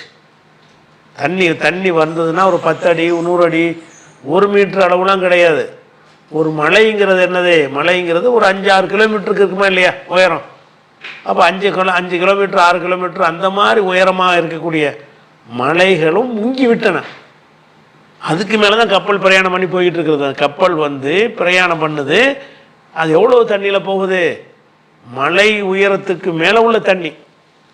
அது வடியும் போது என்ன ஆகுதுன்னு கேட்டால், போய்கிட்டே இருக்கும்போது அந்த ஜூதின்னு ஒரு மலை, அராரட் மலைன்னு சொல்லுவாங்க, அந்த ஜூதிங்கிற மலை குர்ஆனில் ஜூதின்னு சொல்லப்படுது. அந்த ஜூதி மலைக்கிட்ட வரும் பொழுது தண்ணி இறங்க ஆரம்பிக்குது. அந்த கப்பல் அப்படியே அந்த மலையில் வந்து உட்காருது, மலை உச்சியில். அப்போ ஜூதி மலையை மூழ்கடிச்சிருச்சு, இன்னும் ஏராளமான மலைகளை மூழ்கடிச்சிருச்சு. மூழ்கடிச்சு மலைக்கு மேலேயே தான் அது வந்து சுற்றிக்கிட்டு இருக்கிறது. அப்படி இருக்கும் பொழுது அப்போ மழை அளவுக்கு அந்த வெள்ளம் வந்து மூழ்கடித்து அதை வந்து அழிச்சிருக்கு என்று சொன்னால், அப்போ நம்ம என்ன சிந்திச்சு பார்த்தா என்ன விளங்கணும், மழை அளவுக்கு மூழ்கிருச்சின்னு சொன்னால் எவ்வளோ ஏரியாவை கவர் பண்ணியிருக்கோம். நீங்கள் இப்போ சென்னையில் உள்ள ஒரு வெள்ளம் வந்து ஒரு இத்தனை சென்டிமீட்டர் அத்தனை சென்டிமீட்டர் கணக்கெலாம் சொல்கிறாங்க. மழையுடைய அளவை என்ன செய்கிறாங்கன்னு கேட்டால் 100 சென்டிமீட்ரு 93 சென்டிமீட்டர் தான் பயங்கரம்ங்கிறாங்க. 90 சென்டிமீட்டர் வந்துச்சுன்னா சென்னையை மட்டும் பாதிக்கும். 93 சென்னையை பாதிக்குன்னு சொன்னால் அது வந்து ஒரு 200 இருந்தால் என்ன செய்யும், இன்னும் கொஞ்சம் அதிகமான ஏரியாவை பாதிக்கும். ஒரு 300 சென்டிமீட்டராக இருந்தால் இன்னும் கொஞ்சம் அதிகமாக பாதிக்கும். அது சென்டிமீட்டர்லாம் கடந்து மீட்டர் கணக்கில் போச்சுன்னு வைங்க, மீட்டர் கணக்கில் 1 மீட்டர் அளவுக்கு வெள்ளம் வந்துச்சு அப்படின்னு சொன்னால் 10 மீட்டர் வந்தால் என்ன ஆகும்னு சொன்னீங்கன்னா, அது அப்படியே பரவலாக எல்லா பக்கமும் மூழ்கடிக்கப்பட்டிருக்கும். இது வந்து அளவு பார்த்தீங்கன்னு சொன்னால், அந்த கப்பல் வந்து மலையில் உட்காருது. எப்படி வருதுன்னு கேட்டால், கீழே யா அருள் இப்ளை மாக்கி, பூமியே உன்னுடைய தண்ணீரெல்லாம் நீ விழுங்கு, இப்போ யா சமாவு அக்லி, வானமே நீ நிப்பாட்டு என்று அல்லாஹ்வால் சொல்லப்பட்டது. கீழல் மாவு குலியல் அம்ரு, தண்ணியெல்லாம் வந்து வடிந்தது, காரியம் முடிக்கப்பட்டது சொல்லிவிட்டு வஸ்தவத் அலல் ஜூதி, அந்த கப்பல் ஜூதி மலையின் மீது போய் அமர்ந்தது. மலையின் மீது அமர்ந்ததுன்னா என்ன அர்த்தம், அந்த மலைக்கு மேலே தண்ணி போய்கிட்டு இருக்குன்னு அர்த்தம். கொஞ்சம் கொஞ்சமாக குறைஞ்சிக்கிட்டு வரும்போது இந்த கப்பல் மலைக்கிட்ட அந்த மலைக்கு மேலே வருது. அப்போ அந்த தண்ணி இறங்கும்போது அந்த கப்பல் எதில் உட்காந்துரும், அந்த மலையில் உட்காந்துரும். அதுக்கப்புறம் படிப்படியாக மொத்தமாக இறங்கி வடிஞ்ச பிறகு இறங்கி வந்திருப்பாங்க. அந்த கப்பல் வந்து மலையின் மீது நிலை கொண்டதுன்னு வந்து முடிஞ்சிருக்கிறது. அப்போ ஒரு மலைகளையெல்லாம் இது நிற்கும் போது தான் ஜூதி மலை, அதுக்கு முன்னாடி எவ்வளோ மேலே ஓடிச்சுன்னு தெரியலை. நிப்பாட்டி வடியும் போது தான் ஜூதி மலையில் வந்து இருக்கிறது. அந்த ஜூதி மலையை விட இன்னும் உயரமான எத்தனை மலைகளுக்கு மேலே போணுச்சுன்னு தெரியலை. அப்போ அவன் மலைகளை விட உயரத்தில் தான் அந்த வெள்ளம் வந்திருக்கும் போது கண்டிப்பாக இந்த அளவை வச்சு நீங்கள் சிந்திச்சிங்கன்னா முழு உலகையும் தான் பாதிக்கும். ஒரு ஊரில் வந்து இமயமலை அளவுக்கு இந்தியாவில் வெள்ளம் வந்துச்சுன்னு சொன்னால் சென்னை தானே பாதிக்கப்படும். இமயமலை அளவுக்கு வெள்ளம் வந்துச்சுன்னு வைங்க, அதையும் மூழ்கிற அளவுக்கு வெள்ளம் வந்துச்சுன்னு வைங்க, அது எல்லாம் பாகிஸ்தான் பங்களாதேஷ் எல்லாம் உலகம்லாம் மூழ்கி போனால் தான் அது இன்னும் கொஞ்சம் குறைய இருக்கும். என்ன கூட இருக்கும், அந்த இமயமலை பகுதியில் வந்து ஒரு 10 கிலோமீட்டருக்கு இருந்துச்சுன்னு சொன்னால் நமக்கு ஒரு 5 கிலோமீட்டருக்காவது இருக்கும், இன்னும் சில பேருக்கு 4 கிலோமீட்டராவது இருக்கும். ஆனால் தண்ணி வந்து மலைக்கு மேலே போச்சுன்னு வரும்போது, மலைக்கு மேலே தண்ணீர் வருவது என்பது எவ்வளோ பெரிய அளவு. அது கொஞ்சோன்னு கடல் ஒழுகி வரும்பொழுதே கடல் மட்டம் ஏறிடுச்சுங்கிறாங்க. அப்போ மொத்தத்துக்குமே தண்ணி எல்லா பக்கம் இமயமலையில் தண்ணி வந்து மலையில் மட்டும் போய் நிற்கி, இமயமலை அளவுக்கு தண்ணி உயருதுன்னு, இமயமலையே திருச்சி மலைக்கோட்டை ஏதோ ஒன்று வைங்க, ஒரு மலைக்கு மேலே போய் தண்ணி நிற்குதுன்னு சொன்னால் அதனுடைய மட்டம் அப்படி விரிஞ்சு எல்லா பக்கம் பரவிடுமா இல்லையா? அப்போ இந்த தண்ணியுடைய அளவை வச்சு இப்போ அதெல்லாம் தான் சர்ச்சை. எதனால் உலகம் பூரா அழிக்கப்பட்டதாங்கிற விவாதம் எதனால் வருதுன்னு கேட்டால், அந்த அழிவுடைய அளவை பார்க்கும் பொழுது என்ன இருக்கிறது, அது வந்து ரொம்ப அளவு மலைகளை எல்லாம் மூழ்கடிக்கிற அளவுக்கு வெள்ளம் வந்திருக்குது. அந்த மலையில் தான் அந்த கப்பலை வந்து இறங்குது. கப்பல் இறங்கி நிலை கொண்டதை எப்போ தான் தண்ணி இறங்கும்போது நேராக ஜூதி மலையில் உட்காந்துருச்சுன்றதை வந்து சொல்கிறோம். அப்போ இதை வச்சு பார்க்கும் பொழுது இதில் வந்து பெரிய வெள்ளம் வந்ததுனால இது உலகம் முழுதுக்கும் உள்ளதாக எடுத்துக்கொள்வது தான் சரிங்கிறது ஒரு கருத்து. அது விளங்க முகாந்திரம் இருக்கிறது. சரி, அடுத்து என்னன்னு கேட்டால் 37வது சூறாவில் 77வது வசனத்தில் எல்லாம் என்ன செய்கிறான்னு கேட்டால் 75, 76, 77, 78 வருது. உலக்கது நாதானா நூகு நம்மளை அழைத்தார், சொல்ல நேமல் முஜிபூன், நாம் நல்ல பதில் அளிப்பவர்கள் அப்படின்னு நல்லா சொல்லிவிட்டு, நஞ்சை நாகு அகலகு மினல் கர்பில் அலீம், மகத்தான துன்பத்திலிருந்து அவரையும் அவருடைய குடும்பத்தையும் நம்ம காப்பாற்றினோம். வஜால்னா துர்ரியத்தகு, அவருடைய சந்ததிகளை ஹுமுல் பாக்கியின், அவர்களை மட்டுமே மிச்சமாக ஆக்கினோம். அவருடைய சந்ததிகளை மட்டுமே, ஹுமுல் பாக்கின்னா வரையறுத்து சொல்வது, அவங்கள மட்டும்தான் மிச்சமாக்கி வைத்தோன்றான். வஜால்னா துர்ரியத்தகு ஹுமுல் பாக்கியின், அவருடைய சந்ததிகளை அல் பாக்கின்னு சொன்னால் மிச்சமாக்கின்னு அர்த்தம். ஹுமுல் பாக்கின்னா அவங்களத்தான் மிச்சம் வச்சோம் அப்படின்னு சொல்கிறான். அப்போ அவருடைய சந்ததிகள் மட்டும்தான் மிச்சமானார்கள். அந்த வாசகம் வந்து ஒட்டுமொத்த உலகமே அழிக்கப்பட்டுச்சு, இவங்க மட்டும்தான் மிஞ்சினாங்கன்னு வருது. அந்த கருத்தை தருகிறது எது? 37வது சூறாவில் 77வது வசனம் அப்படி சொல்லுகிறது. அதே மாதிரி வந்து அந்த தண்ணி வந்துச்சுல, அந்த வெள்ளம் வரும்போது அதை வர்ணித்து சொல்லக்கூடிய ஒரு வசனத்தில் 11வது சூறாவில் வந்து 42வது வசனத்தில் ஒஹிய தஜ்ரீபிஹிம் ஃபீ மௌஜின் கல் ஜிபால், அந்த கப்பல் அவர்களை ஏற்றி சென்றது. எங்கே ஏற்றி சென்றதுன்னா ஃபீ மௌஜின் கல் ஜிபால், மலைகளை போன்ற அலைகள். அந்த அலை அலையே மலை மாதிரி இருக்குங்கிறான். தண்ணி வருது எப்படி இருக்குன்னு கேட்டால், நீங்கள் ஒரு அலையை நீங்கள் பார்ப்பீங்க, எவ்வளோ பெரிய அலையாக இருக்குது, ஒரு 4 அடி 3 அடிக்கு ஒரு 4 மீட்டர் 3 மீட்டர் அளவுக்கு ஒரு உயரமாக இருக்கும். அதான் இருக்கும். மலை போன்ற அலைன்னா அந்த அலையே எவ்வளோ வருது, ஒரு மலை அளவுக்கு வருது. அப்படிங்கிற அளவு ஒஹிய தஜ்ரீபிஹிம், இந்த கப்பல் அவர்களை கொண்டு சென்றது ஃபீ மௌஜின் கல் ஜிபால், மலைகளை போன்ற அலைகளில். அலை வருது, அந்த அலை எப்படி இருக்குன்னா ஒவ்வொரு அலையும் அப்படி வருது, மலை உயரத்துக்கு போயிட்டு வருது. மலை உயரத்துக்கு போயிட்டு வர்ற ஒரு அலையாக இருந்தால் அது எவ்வளோ பெரிய ஒரு பிரளயமாக இருக்கும் என்பது அந்த பிரளயத்தின் அளவை பார்க்கும் பொழுது அது ஒன்று விளங்குறது. அதே மாதிரி வந்து அதுக்கு அடுத்தது என்னென்னு இது விளங்கிறோம். அப்போ இதில் என்னன்னு கேட்டால், நூஹ் நபியுடைய காலத்தில் ஏற்பட்ட அந்த பிரளயத்தின் அளவு கூடுதலாக இருக்கிறதுனால தான் இது உலகம் ஃபுல்லாக உள்ளதுங்கிற மாதிரி கருத்தை சிலர் சொல்கிறாங்க. ஆனால் அதில் சில நீங்கள் கேட்ட கேள்விகள் இருக்கிறது. என்ன கேள்வி இருக்கிறது?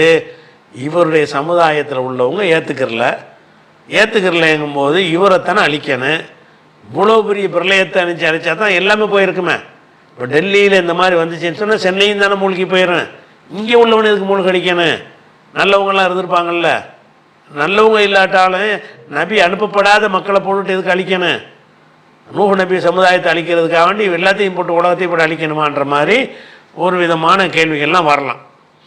ஆனால் அதை சிந்தித்து பார்க்கும்போது நம்ம சிந்தித்து பார்க்கும்போது நமக்கு தெரியக்கூடிய ஒரு விஷயம் என்னன்னு கேட்டால், இப்போ ஆதம் அலைஹிஸ்ஸலாத்துக்கு பிறகு நூஹ் நபிக்கு உள்ள காலகட்டத்தை வந்து பெரிய காலகட்டமாக நம்மளாக விளங்கி வச்சுருக்கிறோம். நம்மளாக விளங்கி வச்ச காரணத்தினால ஆதமுக்கும் நூஹுக்கும் மத்தியில் எக்கச்சக்கமான நபிமார்கள்லாம் வந்திருப்பாங்க அப்படிங்கிற ஒரு புரிதல் தான் நிறைய பேருக்கு இருக்கிறது. ஆனால் நம்ம இப்போ நீங்கள் கேள்வி கேட்ட பிறகு நம்ம ஆய்வு செஞ்சோம்னு சொன்னால், ஆதம் அலைஹிஸ்ஸலாத்துக்கு அடுத்த நபியே நூஹு தான். ஆதமுக்கு நூஹுக்கு மத்தியில் நபிமார்கள்லாம் வரல. ஆதம் அலைஹிஸ்ஸலாம் வந்தாங்க. ஆதமுக்கு அடுத்த நபி என்னன்னு கேட்டால் நூஹ் நபி தான். அப்படிங்கிறது தான் சரியான புரிதலாக இருக்கிறது. ஏன்னு கேட்டால், அல்லாஹ் சொல்லும்போது என்ன செய்கிறான்னு கேட்டால், இப்போ ஆதம் அலைஹிஸ்ஸலாத்தை நேரடியாக அல்லாஹ் பேசினா நேரடியாக அனுப்பி விட்டான்னு வைங்க, அதுக்கு உள்ள நபிமார்களுக்கு வஹி மூலமாக அறிவிக்கிறான். அதை அறிவிக்கும் போது அல்லாஹ் என்ன செய்யறான், ஒவ்வொரு வசனத்தை சிந்திச்சு பாருங்கள். ஆதம் அலைஹிஸ்ஸலாத்துக்கு பிறகு ஷீது வந்தார், அது வந்தார்னு கதைகளில் இருக்குது, ஹதீஸுகளில் இல்லை. கதைகளில் நினைஞ்சிருக்கிறாங்க ஆதமுடைய பிறகு நிறைய நபிமார்களை சொருவி இருக்கிறாங்க. ஆனால் ஆதமுக்கு பிறகு வந்த நபி வந்து நூஹு தான்.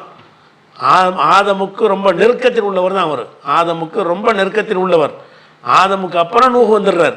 அப்படின்னு வச்சு பார்த்தீங்கன்னு சொன்னால் உலகம் போல மக்கள்லாம் இருக்கலை. அவர் இருந்த பகுதி மட்டும்தான் மக்கள்னு வரும். அப்படி தானே வரும். ஆதம் அலைஹிஸ்ஸலாம் காலத்தில் மக்கள் அழிச்சிருந்தான்னு சொன்னால் பூமி முழுசு மக்கள் இருந்தாங்களா? அழிக்கலை. அப்போ நூஹு நபி காலத்தில் மக்கள் அழிச்சாங்கன்னு சொன்னால் நூஹு நபி காலத்தால் ஆதமுக்கு நெருக்கமானவராக இருந்தார்னு வைங்க. அப்படி இருந்தார்னு சொன்னால் நூஹு நபியுடைய காலத்தில் மக்கள் அழிக்கப்பட்டாங்கன்னா மக்கள் அங்கே மட்டும்தான் இருந்தாங்க, வேறு பகுதியில் மக்கள் இல்லை, நபியும் இல்லை, ஒன்றும் இல்லை அப்படின்னு வச்சிங்கன்னா உங்களுக்கு சந்தேகம் தீர்ந்துடும். இப்போ நம்ம அது சம்மந்தமாக என்னென்னலாம் வருதுன்னு நீங்கள் பார்த்தீங்கன்னு சொன்னால், இன்ன அவுகைனா இலைக்க முகமதே, உமக்கு நம்ம வஹி அறிவித்திருக்கிறோம். எது மாதிரி அறிவித்திருக்கோம்னா, கமா அவுகைனா இலா நூஹின் ஒன்னபியின மிபாதிகி, நூஹுக்கும் அவருக்கு பிந்தி உள்ள நபிமார்களுக்கும் அறிவித்தது போல் உமக்கு அறிவித்திருக்கோம். நூஹுக்கு முந்தி யாரையுமே எல்லாம் சொல்லலை. உனக்கு வஹி அறிவிக்கிறோம். எந்த மாதிரி அறிவிக்கிறோம்? நூஹுக்கு அறிவித்தது போலன்னு ஆரம்பமே நூஹுல தான் ஸ்டார்ட் ஆகுது. நூஹுக்கு அறிவித்தது போலவும் ஒன் நபியின மிம்பாதிகி, அவருக்கு பிந்தி உள்ள நபிமார்களுக்கு அறிவித்தது போலவும் உமக்கு நம்ம வஹி அறிவித்தோம் என்று சொல்லி 4வது சூறாவில் 163வது வசனத்தில் அல்லாஹ் சொல்லி காட்டுகிறான். அப்போ நபிக்கு நூஹு நபிக்கு முன்னாடியும் பல நபிமார்கள் வந்திருப்பார்களே, ஆனால் அல்லாஹ் எப்படி சொல்லியிருப்பான், அவங்க அதை ஆரம்பிச்சிருப்பான். அல்லாஹ் என்ன சொல்கிறான்னு கேட்டால், உமக்கு அறிவித்த வஹி எது மாதிரின்னு கேட்டால் நூஹுக்கு அறிவித்தோம்ல. அப்போ நூஹுக்கு தான் ஃபஸ்ட்டு வஹி வருது. ஆதமுக்கு அப்புறம் எடுத்து பார்த்தீங்கன்னு சொன்னால் ஃபஸ்ட்டு நூஹுக்கு தான் வஹி வருது. முதல் நபி அவராக தான் வர்றாரு, ஆதமுக்கு பிந்தி வர நபியில். அப்போ இலா அவுகைனா கமா அவுகைனா இலா நூஹின், நூஹுக்கு அறிவித்தது போலவும் ஒன் நபியின மிம்பாதிகி, அவருக்கு பிந்தி உள்ள நபிமார்களுக்கு அறிவித்தது போலவும் உமக்கு அறிவித்திருக்கிறோம். ஃபஸ்ட்டு நூஹு தான் வஹி அறிவிச்சாலும் நூஹு தான். அந்த மாதிரி தான் உனக்கு அறிவிச்சிருக்கிறோம் என்று 4:123 வசனம் சொல்கிறது. அதே மாதிரி வந்து முந்தைய சமுதாயங்களை அழித்ததை பற்றி அல்லாஹ் பேசுகிறான். 9வது சூறாவோட 70வது வசனத்தில் அதை பற்றி பேசுகிறான். பேசும்போது என்ன செய்யறான், அலம் யாத்திஹிம், இவர்களுக்கு தெரியாதா, நப உள்ளதில் மின் கபலிஹிம், இவர்களுக்கு முன்னர் சென்ற சமுதாயம். முன்னர் சென்ற சமுதாயம்னு சொல்லும்போது அல்லாஹ் எங்கேருந்து ஆரம்பிக்க, கௌம் நூஹுலேருந்து ஆரம்பிக்கிறான். கௌமி நூஹின், நூஹுடைய சமுதாயம். ஓ ஆதின், ஆது சமுதாயம். ஓ சமூது சமுதாயம். ஓ கௌமி இப்ராஹிம, இப்ராஹிமுடைய சமுதாயம். ஓ அசாபி மதியன, மதியன் வாசிகள். ஓ மூத்தபிக்காத்துங்கிற சமுதாயம். இவங்களை பற்றிய செய்தி உங்களுக்கு தெரியாதான்னு கேட்குறான். முந்தி அழிச்சிருக்கிறமே இவன் திமுறை ஆடிக்கிட்டு இருக்கிறான். இதுக்கு முந்தி எவ்வளோ பேர் அழிச்சிருக்கிறோன்னு சொல்லும்போது முந்தி அழிக்கப்பட்ட சமுதாயத்தை சொல்லும்போது நூகத்தை ஆரம்பிக்கிறான். அதுக்கு முந்தி ஒரு சமுதாயம் இருக்கவும் இல்லை, அழிக்கவும் இல்லை. அப்படி இருந்தால் தான் சொல்ல முடியும்.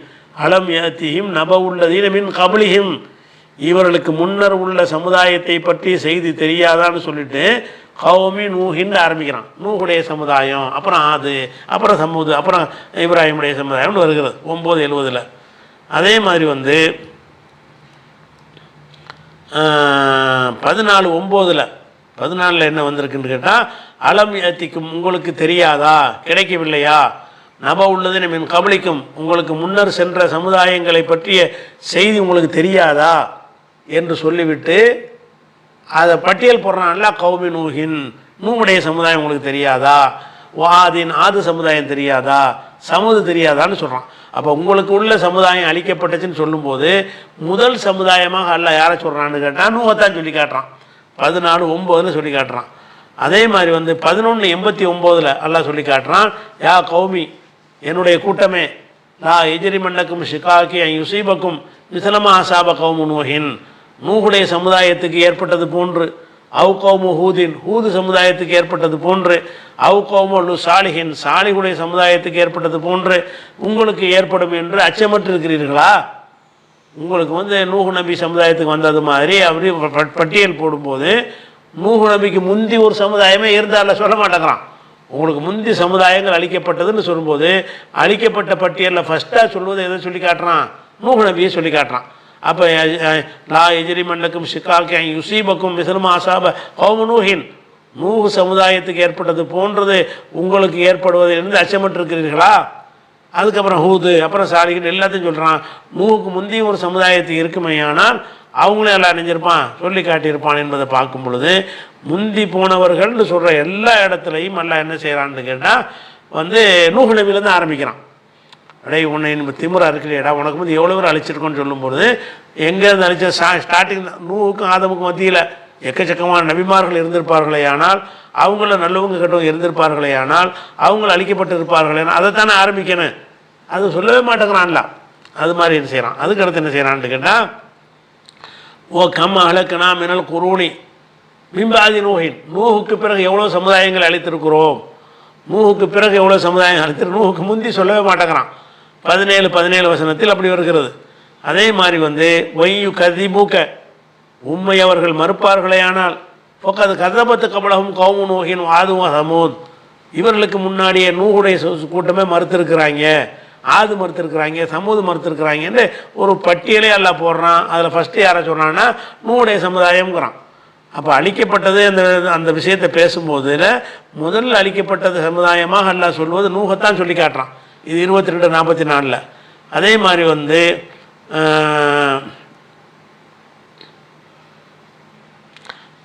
நபிமார்கள்ட்ட எடுத்த உடன்படிக்கை எல்லாம் சொல்கிறான் 33:7 வசனத்தில். எப்படி சொல்கிறான்னு கேட்டால் இது ஆகுதுன்னா மின நபியின மீசாக்கவும், நபிமார்கள்ட்ட உடன்படிக்கை எடுத்தோம்.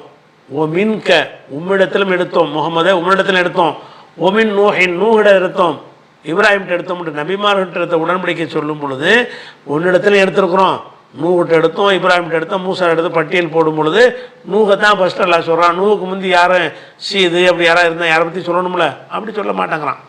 அதே மாதிரி வந்து இது 33:7, 38, 13, 14, 15, 12, 13, 14 என்ன வருதுன்னா கதபத்து கபுலகும் கவுமு நூஹின், இவர்களுக்கு முன்னார் நூஹு சமுதாயம் பொய்யாக்கினார்கள், ஓ ஆதுன் ஆது பொய்யாக்கினார்கள், ஓ ஃபிரௌனு வந்து பொய்யாக்கினான் என்று, ஓ சமூது லூத்துடைய சமுதாயம் எல்லா பட்டியலையும் போடுறான். அப்போ இவங்களுக்கு முந்தி பொய்யாக்கினவர்ன்ற பட்டியல் வரும் பொழுது நூஹுடைய சமுதாயத்தை தான் ஃபஸ்ட்டு சொல்கிறானே தவிர வேறு அதுக்கு முந்தைய ஒரு சமுதாயத்தை குரானில் எந்த இடத்துலையும் சொல்லப்படவே இல்லை. அதே மாதிரி வந்து 45 எல்லாம் என்ன செய்கிறான்னா கதபத்து கபலகும் கவுமு நூஹின், இவர்களுக்கு முன்னாடி நூஹுடைய கூட்டம் பொய்யாக்கினார்கள்னு அங்கே நூஹுடைய நபியை தான் சொல்லி காட்டுகிறான்.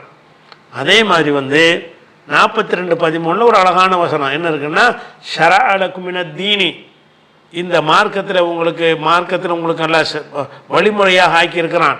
மாவசாபிஹி நூஹன், நூஹுக்கு எதை வழிமுறையாக ஆக்கினானோ அதைத்தான் உங்களுக்கும் நல்ல வழிமுறையாக ஆக்கியிருக்கிறான் அப்படின்னு சொல்லிட்டு வேறு நபிமார்கள் அடுத்தது சொல்கிறான். ஒமாவ சைனா பிஹி இப்ராஹிம் ஒய் மூசா ஒய் ஈசா, எல்லாருக்கும் வாக்குனது அவங்களுக்கு தந்திருக்கிறோன்னு சொல்லும் பொழுது அதுக்கு முந்தைய நபிமார்கள் வந்து அவங்களுக்கு சில வழிமுறைகளை கொடுத்துருந்தா அதையும் சொல்லியிருப்பான்ல.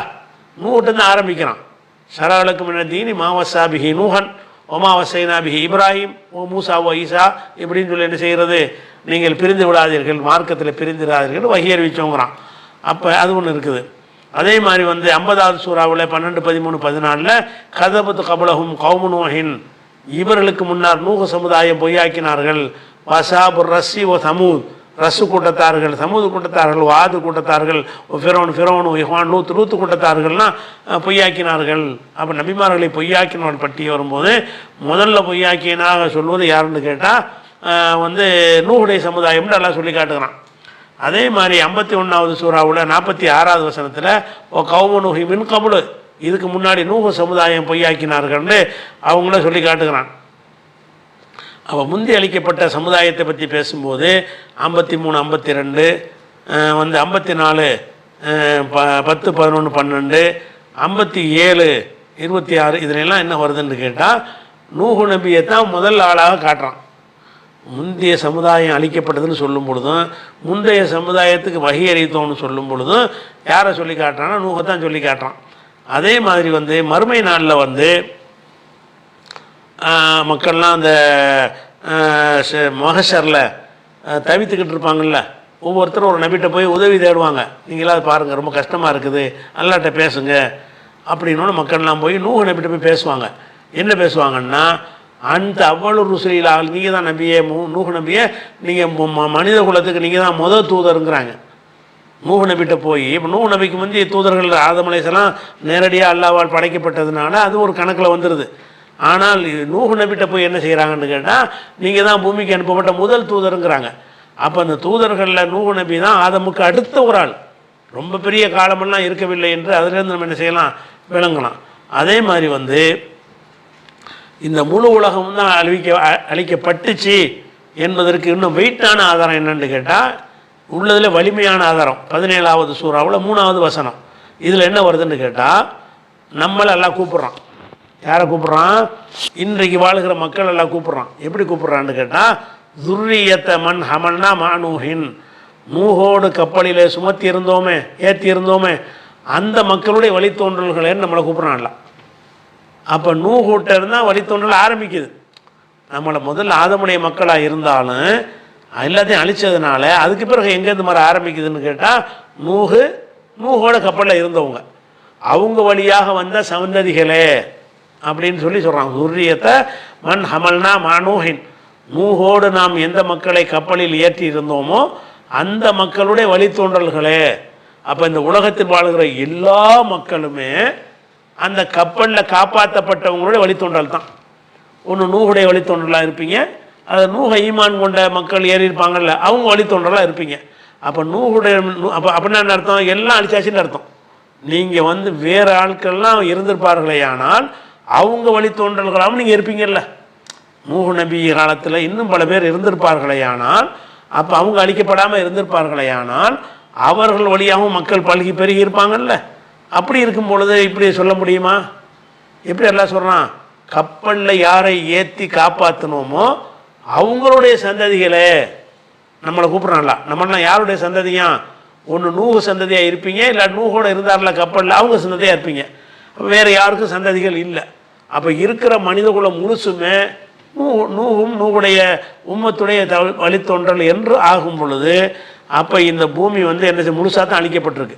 முழுசாக அழிக்கப்படும் போது உங்களுடைய கேள்வி ஒன்று வருது, என்ன மற்றவங்கன்னு அப்படி அழிக்கணும்னா, மற்றவங்களுக்குலாம் இல்லை, மக்கள் இல்லை, அங்கே மட்டும்தான் மக்களே இருந்தாங்க.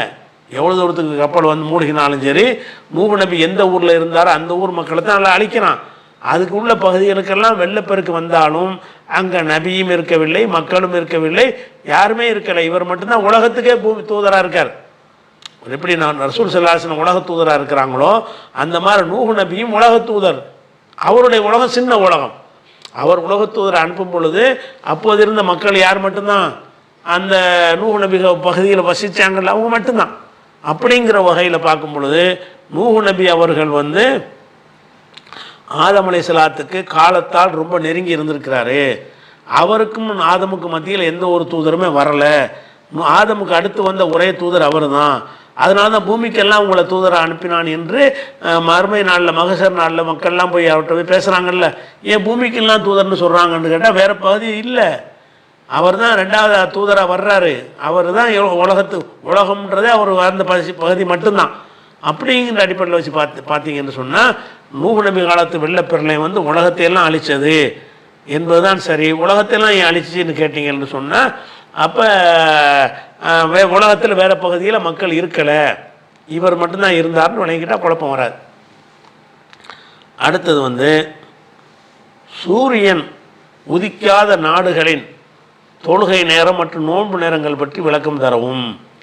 சென்னையிலேருந்து அப்துல் ரஹ்மான் கேட்குறாரு. அதாவது இந்த நம்ம வசிக்கிற பூமியில் வந்து சூரியனை வச்சு தான் நம்ம நேரங்காலத்தை நம்ம தீர்மானிக்கிறோம். நோன்புக்கும் தொழுகைக்கும், நோன்பாக இருந்தாலும் சூரியனை வச்சு தான் என்ன செய்கிறோம்? சூரியன் சந்திரனை வச்சு தான் நம்ம பண்ணிக்கிட்டு இருக்கிறோம். நோன்பு திறக்கிறது சூரியனை வச்சு தான் செய்கிறோம். 5 வேளை தொழுகைகளும் சூரியனை வச்சு தான் செஞ்சுக்கிட்டு இருக்கிறோம். இப்போ வந்து சூரியன் உதிக்காத 6 மாதம் பகலாகவே இருக்கும். 6 மாதத்துக்கு சூரியனை உதிக்காது. 6 மாதம் இரவாகவே இருக்கும். அந்த மாதிரி பகுதிகளும் என்ன இருக்கிறது? பூமியில் இருக்கிறது. அப்போ 6 மாதம் பகலாக 6 மாதம் இரவாக இருக்கக்கூடிய பகுதிகளில் அவன் எப்படி 6 மாதமும் சேர்ந்துக்கிட்டு எப்படி தொழுவான்? 6 மாதம் சூரியன் இருந்துக்கிட்டே இருக்குது, மறையவே செய்யாது. அவன் எப்படி 5 வகை தொழுகையை தொழுகிறது? 6 மாதம் இருட்டாகவே இருக்கிறது, அவன் எப்படி தொழுகிறதுங்கிற ஒரு கேள்வி மக்களுக்கு வருகிறது. அதுதான் கேட்குறார். சூரியன் உதிக்காத நாடுகளுடைய தொழுகை நேரம் மற்றும் நோன்பு நேரங்கள் பற்றி விளக்கவும் கேட்குறாரு. இதை பொறுத்த வரைக்கும் நேரடியாக இதுக்கு நமக்கு என்ன, தொழுகை நேரம் என்பது சூரியனை வச்சு தான் மார்க்கத்தில் சொல்லித்தரப்பட்டிருக்கிறது. சூரியன் உச்சிக்கு வந்ததுலேருந்து சாய்ந்ததில் லொஹரு, நிழல் வந்து 1 மடங்கு வந்தால் அசரு, சூரியன் மறைஞ்சா மகரிபு, மறைஞ்சதுலேருந்து செம்மாக மறைஞ்சா இஷா, இப்படின்னு சொல்லி தொழுகையுடைய நேரங்கள் எல்லாமே சூரியனுடைய அந்த ஓட்டங்களை அடிப்படையாக வைத்து தான் நமக்கு சொல்லி தரப்பட்டிருக்கிறது. இதன்படி பார்த்தீங்கன்னு சொன்னால் அவங்களுக்கு நம்ம ஒரு சட்டம் சொல்ல முடியாது, நேரடியாக சொல்ல முடியாது. யாருக்கு 6 மாதம் பகலாகவே இருக்குது, அவன் எப்போ 6 மாதம் சேர்ந்து ஒரு நாள் தான் அவனுக்கு. 6 மாதம் பகலாக இருந்தால் ஒரு வருஷமே அவனுக்கு ஒரு நாள் தான். இப்போ ஒரு நாள் தான் அப்போ ஒரு வருஷத்துக்கு சேர்த்து ஒரு நாள் தான் போதும் அவன். ஏன்னு கேட்டால் 6 மாதம் பகலாகவே இருக்கும், 6 மாதம் இரவாக இருக்கும். அப்போ இரவாகவே இருக்கிற இந்த 6 மாதத்தும் சேர்ந்து ஒரு அரை நாள் தான் அது. பகலாக இருக்கிற 6 மாதமும் சேர்ந்து அது ஒரு அரை நாள் தான் அது. அப்போ மொத்தத்தில் ஒரு நாள் அரை நாளில் தான் ஒரு நாள் என்பது ஒரு வருஷமாக நமக்கு வருஷம்னு சொல்கிறோம்ல, ஒரு வருஷம் என்பது அவனுக்கு ஒரு நாள் கணக்கெலாம் வரணும். ஒரு பகல் ஒரு இரவுங்கிற கணக்கு பார்த்தீங்கன்னா 6 மாதம் பகலாகவே இருக்குதா, அது அரை நாள் அவனுக்கு. 6 மாதம் இரவாகவே இருக்குதா, அது ஒரு அரை நாள். 2 அரை நாளும் சேர்ந்து ஒரு நாள். அப்போ ஒரு வருஷமே ஒரு நாளுங்கிற கணக்கில் தான் அந்த மக்கள் இருக்கிறாங்க. இவங்க எப்படி தொழுவாங்கன்னு கேட்டிங்கன்னா, நமக்கு ரசூல்லா காட்டின தொழுகையுடைய வழிகாட்டுதல் பிரகாரம் சூரியன் மறைஞ்சவனு தொழுவு, உதிச்சவனு தொழுவுங்கிற அந்த வழிகாட்டுதல் பிரகாரம் இவங்களுக்கு நம்ம சட்டம் சொல்ல முடியாது. அதுக்கு என்ன தான் செய்வது என்று கேட்டால், இதுக்கு பலவிதமான கருத்துக்களை அறிஞர்கள் சொல்கிறார்கள். இதுக்கு என்ன செய்கிறாங்கன்னு கேட்டால், இவங்க சூரியன் உதிக்காத பகுதியில் இருப்பாங்கள்ல, அவங்க அவங்களுக்கு அருகில் உள்ள நாடுகளில் எங்கே சூரியன் உதித்து மறைந்து கொண்டு ஒழுங்காக இருக்கிறதோ அந்த நாடு வரைக்கும் போய் அதை கணக்கு எடுத்துக்கிறேன். இவங்க ஒரு கருத்து. இப்போ அந்த துருவ பகுதிகளில் அப்படி இருக்காங்கன்னு வைங்க, அவங்களுக்கு 6 மாதம் பகல் 6 மாதம் இரவாக போயிடுது. அதே நேரத்தில் இன்னும் கொஞ்சம் தள்ளி ரஷ்யா இந்த மாதிரி வந்தாங்கன்னு சொன்னால் சூரியன் உதிக்கக்கூடிய நாடுகள் அருகில் இருக்கிறது. அப்போ அருகில் உள்ள நாடை கணக்கில் எடுத்துக்கொண்டு அதில் உள்ள தொழுகை நேரத்தை இவங்க கடைப்பிடிக்கலாம். இவங்களுக்கு எப்போதும் சூரியன் இருந்து கொண்டே இருந்தாலும் இவங்களை அருகில் உள்ள சில நாடுகள் என்னவா இருக்கிறது, நம்ம நாடு மாதிரியே ஒரு சூரியன் டெய்லி உதித்து டெய்லி மறையக்கூடிய நாடு எங்கே வருதுன்னு பார்க்கணும். அதில் எது கிட்டத்தில் இருக்கிறதோ அதை எடுத்துக்கொள்ளணும் அப்படிங்கிற ஒரு கருத்தத்தை என்ன செய்கிறாங்கன்னு கேட்டால் சில பேர் ஃபத்வா கொடுத்துருக்குறாங்க. யூரோப்பியன் கவுன்சில்னு ஒன்று வச்சுருக்கிறாங்க, அவங்க ஃபத்வா அப்படி கொடுத்துருக்குறாங்க. இஸ்லாமிக் ஃபிக்கு அகாடமிங்கிறவங்க அவங்க ஃபத்வா என்ன கொடுக்குறாங்கன்னு கேட்டால், இவங்க இவங்க தங்களை மறந்துடட்டும், எப்போ பார்த்தாலும் பகலாக இருக்குது, இவங்களை தீர்வு செய்ய முடியாது. ஆனாலும் அப்படியே பூமி இறங்கி இறங்கி வந்தாங்கன்னு சொன்னால் எந்த ஊரில் வரும் பொழுது டெய்லி சூரியன் மறைந்து உதிக்கிற நாடு வருகிறதோ அந்த நாடு வந்தவனை அதை நிப்பாட்டிக்கிட்டு அதில் என்ன கணக்குப்படி செய்கிறாங்க, ஆட்சி கணக்குப்படி எடுத்து என்ன செய்யணும், 8 மணிக்கு இஷா, காலை 4 மணிக்கு ஃபஜ்ருன்னு அவங்க போட்டிருந்தாங்கன்னா நீங்கள் உங்கள் நாட்டில் வர்ற 8 மணிக்கு ஃபஜ்ரை தொழுவுங்க, இஷாவை தொழுவுங்க. உங்களுக்கு அருகே உள்ள நாடுகளில் எந்த நாட்டில் எல்லா நாட்களும் சூரியன் உதித்து மறைகிறதோ அருகில் உள்ள நாடு அதை நீங்கள் எடுத்துக்கொள்ளுங்கள் அப்படின்னு சொல்லி யூரோப்பியன் கவுன்சில்னு ஒரு வச்சுருக்கிறாங்க. அங்கே உள்ள உலமாக்கள்லாம் கூடி அப்படி ஒரு ஃபத்வா கொடுத்துருக்குறாங்க. அதே மாதிரி இஸ்லாமிக் ஃபிக்கு அகாடமின்னு ஒருத்தங்க இருக்கிறாங்க, அவங்க அப்படி கொடுக்குறாங்க. இன்னொரு சாரார் என்ன செய்கிறாங்கன்னு கேட்டால், உங்களுக்கு சூரியன் மறையவே இல்லையா, நீங்கள் மக்காவில் மதினாவை எடுத்துக்கிட்டு போங்க, மதினாவை எடுத்துக்கிட்டு மக்காவில் எத்தனை மணிக்கு சுபுஹ் தொழுவுற மணிக்கணக்கில் எத்தனை மணிக்கு சுபுஹ் தொழுவுறாங்களோ நீங்கள் அது மாதிரி தொழுவுங்க. மக்காவில் எத்தனை மணிக்கு அசர் தொழுவுறாங்களோ அந்த டயத்துக்கு நீங்கள் என்ன சொல்லுங்க, மக்காவுடைய டயத்தை அவுக்காத்து சொல்லாத அவங்க போட்டுக்கிற வேண்டியதுதான். அப்படி செஞ்சு என்னட்டா அவங்களோட சூரியன் மறைதலை இப்போ தான் சூரியன் தான் இருந்துக்கிட்டு இருக்கு, சூரியன் இருந்துக்கிட்டே இருக்கும் இஷா தொழுவாங்க, சூரியன் இருந்துக்கிட்டே இருக்கும்போது ஃபஜர் தொழுவாங்க. அது மாதிரி சூரியன் இருக்கவே இருக்காது, லொஹர் தொழுவாங்க இருட்டில். அப்போ இருட்டில் லொஹர் தொழுதாலும் அவங்க எதை அடிப்படையாக வச்சுக்கிடுவாங்கன்னா கடிகாரத்தை வச்சுக்கிடுவாங்க. எந்த கடிகாரத்தை எடுத்துக்கிடுவாங்கன்னு கேட்டால் அது உம்முல் குரா மக்கா மதீனாவை எடுத்துக்கிறேன்னு அப்படிங்கிற மாதிரி சொல்கிறாங்க. இதில் செலவுகளில் சில அறிஞர்களும் இந்த ஒரு கருத்தை என்ன செய்கிறாங்க, ஃபத்வாவாக கொடுத்துருக்குறாங்க. அடுத்து என்ன செய்கிறாங்கன்னு கேட்டால், இது 2 கருத்து. 3வது கருத்து என்ன செய்கிறாங்கன்னு கேட்டால், ஒவ்வொரு 24 மணி நேரத்துக்கு கணக்கு பண்ணி அதுக்குள்ளே 5 வக்தை நீங்கள் வகுத்துக்கிறங்க. 3 கருத்தை சொன்னாலும் இதுக்கு ஏதாவது ஒரு ஆதாரம் வேணும்ல. ஆதாரம்னு பார்த்தீங்கன்னா ரசூல் ஸல்லல்லாஹு அலைஹி வஸல்லம் என்ன செய்கிறாங்கன்னு கேட்டால், தஜ்ஜால் வருவதை பற்றி நமக்கு சொல்கிறாங்க. எப்படி சொல்கிறாங்கன்னு கேட்டால், அவன் 40 நாள் தான் பூமியில் அவன் இருப்பான். அவனுடைய இருப்பான்னு அந்த ஆதிக்கம் செலுத்துவான்ல, அநியாயம் பண்ணுவான்ல, அது 40 நாளைக்கு தான் அவன் இருப்பான். அந்த 40 நாளில் எப்படி இருக்கு, 40 நாள் எப்படி இருக்கும்னு கேட்டால், யௌமுன் க சனத்தின், தஜ்ஜால் வருகையுடைய ஒரு நாள் ஒரு வருஷம் போல் இருக்கும். ஓ யௌமுன் க ஷஹரின், ஒரு நாள் வந்து ஒரு மாதம் போல் இருக்கும். ஓ யௌமுன் க ஜுமாத்தின், இன்னும் ஒரு நாள் வந்து ஒரு வாரம் போல் இருக்கும். ஓ சாயுர் ஐயாமிகி கையாமிக்கும், அவனுடைய மீதி உள்ள 37 நாட்களும் நம்ம நாளை போலவே இருக்கும். மொத்தம் 40 நாள் தான் அங்கே இருப்பான். அந்த 40 நாளில் ஒரு நாள் வந்து ஒரு வருஷம் அளவுக்கு போகும். பேருக்கு தான் நாள், ஆனால் ஒரு வருஷம் அளவுக்கு நீண்ட நாளாக இருக்கும். இன்னும் ஒரு நாள் வந்து ஒரு மாதம் அளவுக்கு பெருசாக இருக்கும். இன்னும் ஒரு நாள் ஒரு வார அளவுக்கு பெருசாக இருக்கும். மீதி உள்ள 37 நாட்கள் வந்து நம்ம நாள் மாதிரி இருக்கும். சாதாரண 24 மணி நேரம் கொண்டதாக இருக்கும்னு ரசூலுல்லாஹ் சொல்கிறாங்க. அப்போ சகாபாக்கள் கேட்குறாங்க, அல்லாஹ்வுடைய தூதரே, ஃபதாலிக்கல் யௌமுல்லதி கசனத்தின், ஒரு நாள் அளவுக்கு ஒரு வருஷம் அளவுக்கு ஒரு நாள் இருக்குத, அந்த ஒரு நாளில் தக்ஃபீனா ஃபீ ஸலாத்து யௌமின், ஒரு நாளைக்கு உள்ள தொழுகை போதுமா? ஒரு வருஷமாக இருக்குது, ஒரு வருஷமாக இருந்தாலும் ஒரு நாளுடைய தொழுகை எங்களுக்கு போதுமா அப்படின்னு கேட்குறாங்க. அப்போ ரசூலுல்லாஹ் என்ன செய்கிறாங்களா, இல்லை வருஷம் அளவுக்கு நீளமாக இருக்குதுல்ல, அது ஒரு நாள் நீ கணக்கு எடுக்கக்கூடாது.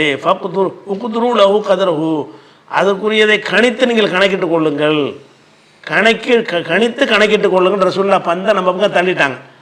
அப்போ தஜ்ஜால் வர்றான் ஒரு நாள், அந்த ஒரு நாள் என்னவா இருக்குன்னு கேட்டால் ஒரு வருஷம் அளவுக்கு பெருசாக இருக்குது. பேருக்கு தான் ஒரு நாளாக இருக்குது. அப்படின்னா என்ன அர்த்தம்? 6 மாதம் பகல் 6 மாதம் இரவா இருக்குன்னு அர்த்தம்.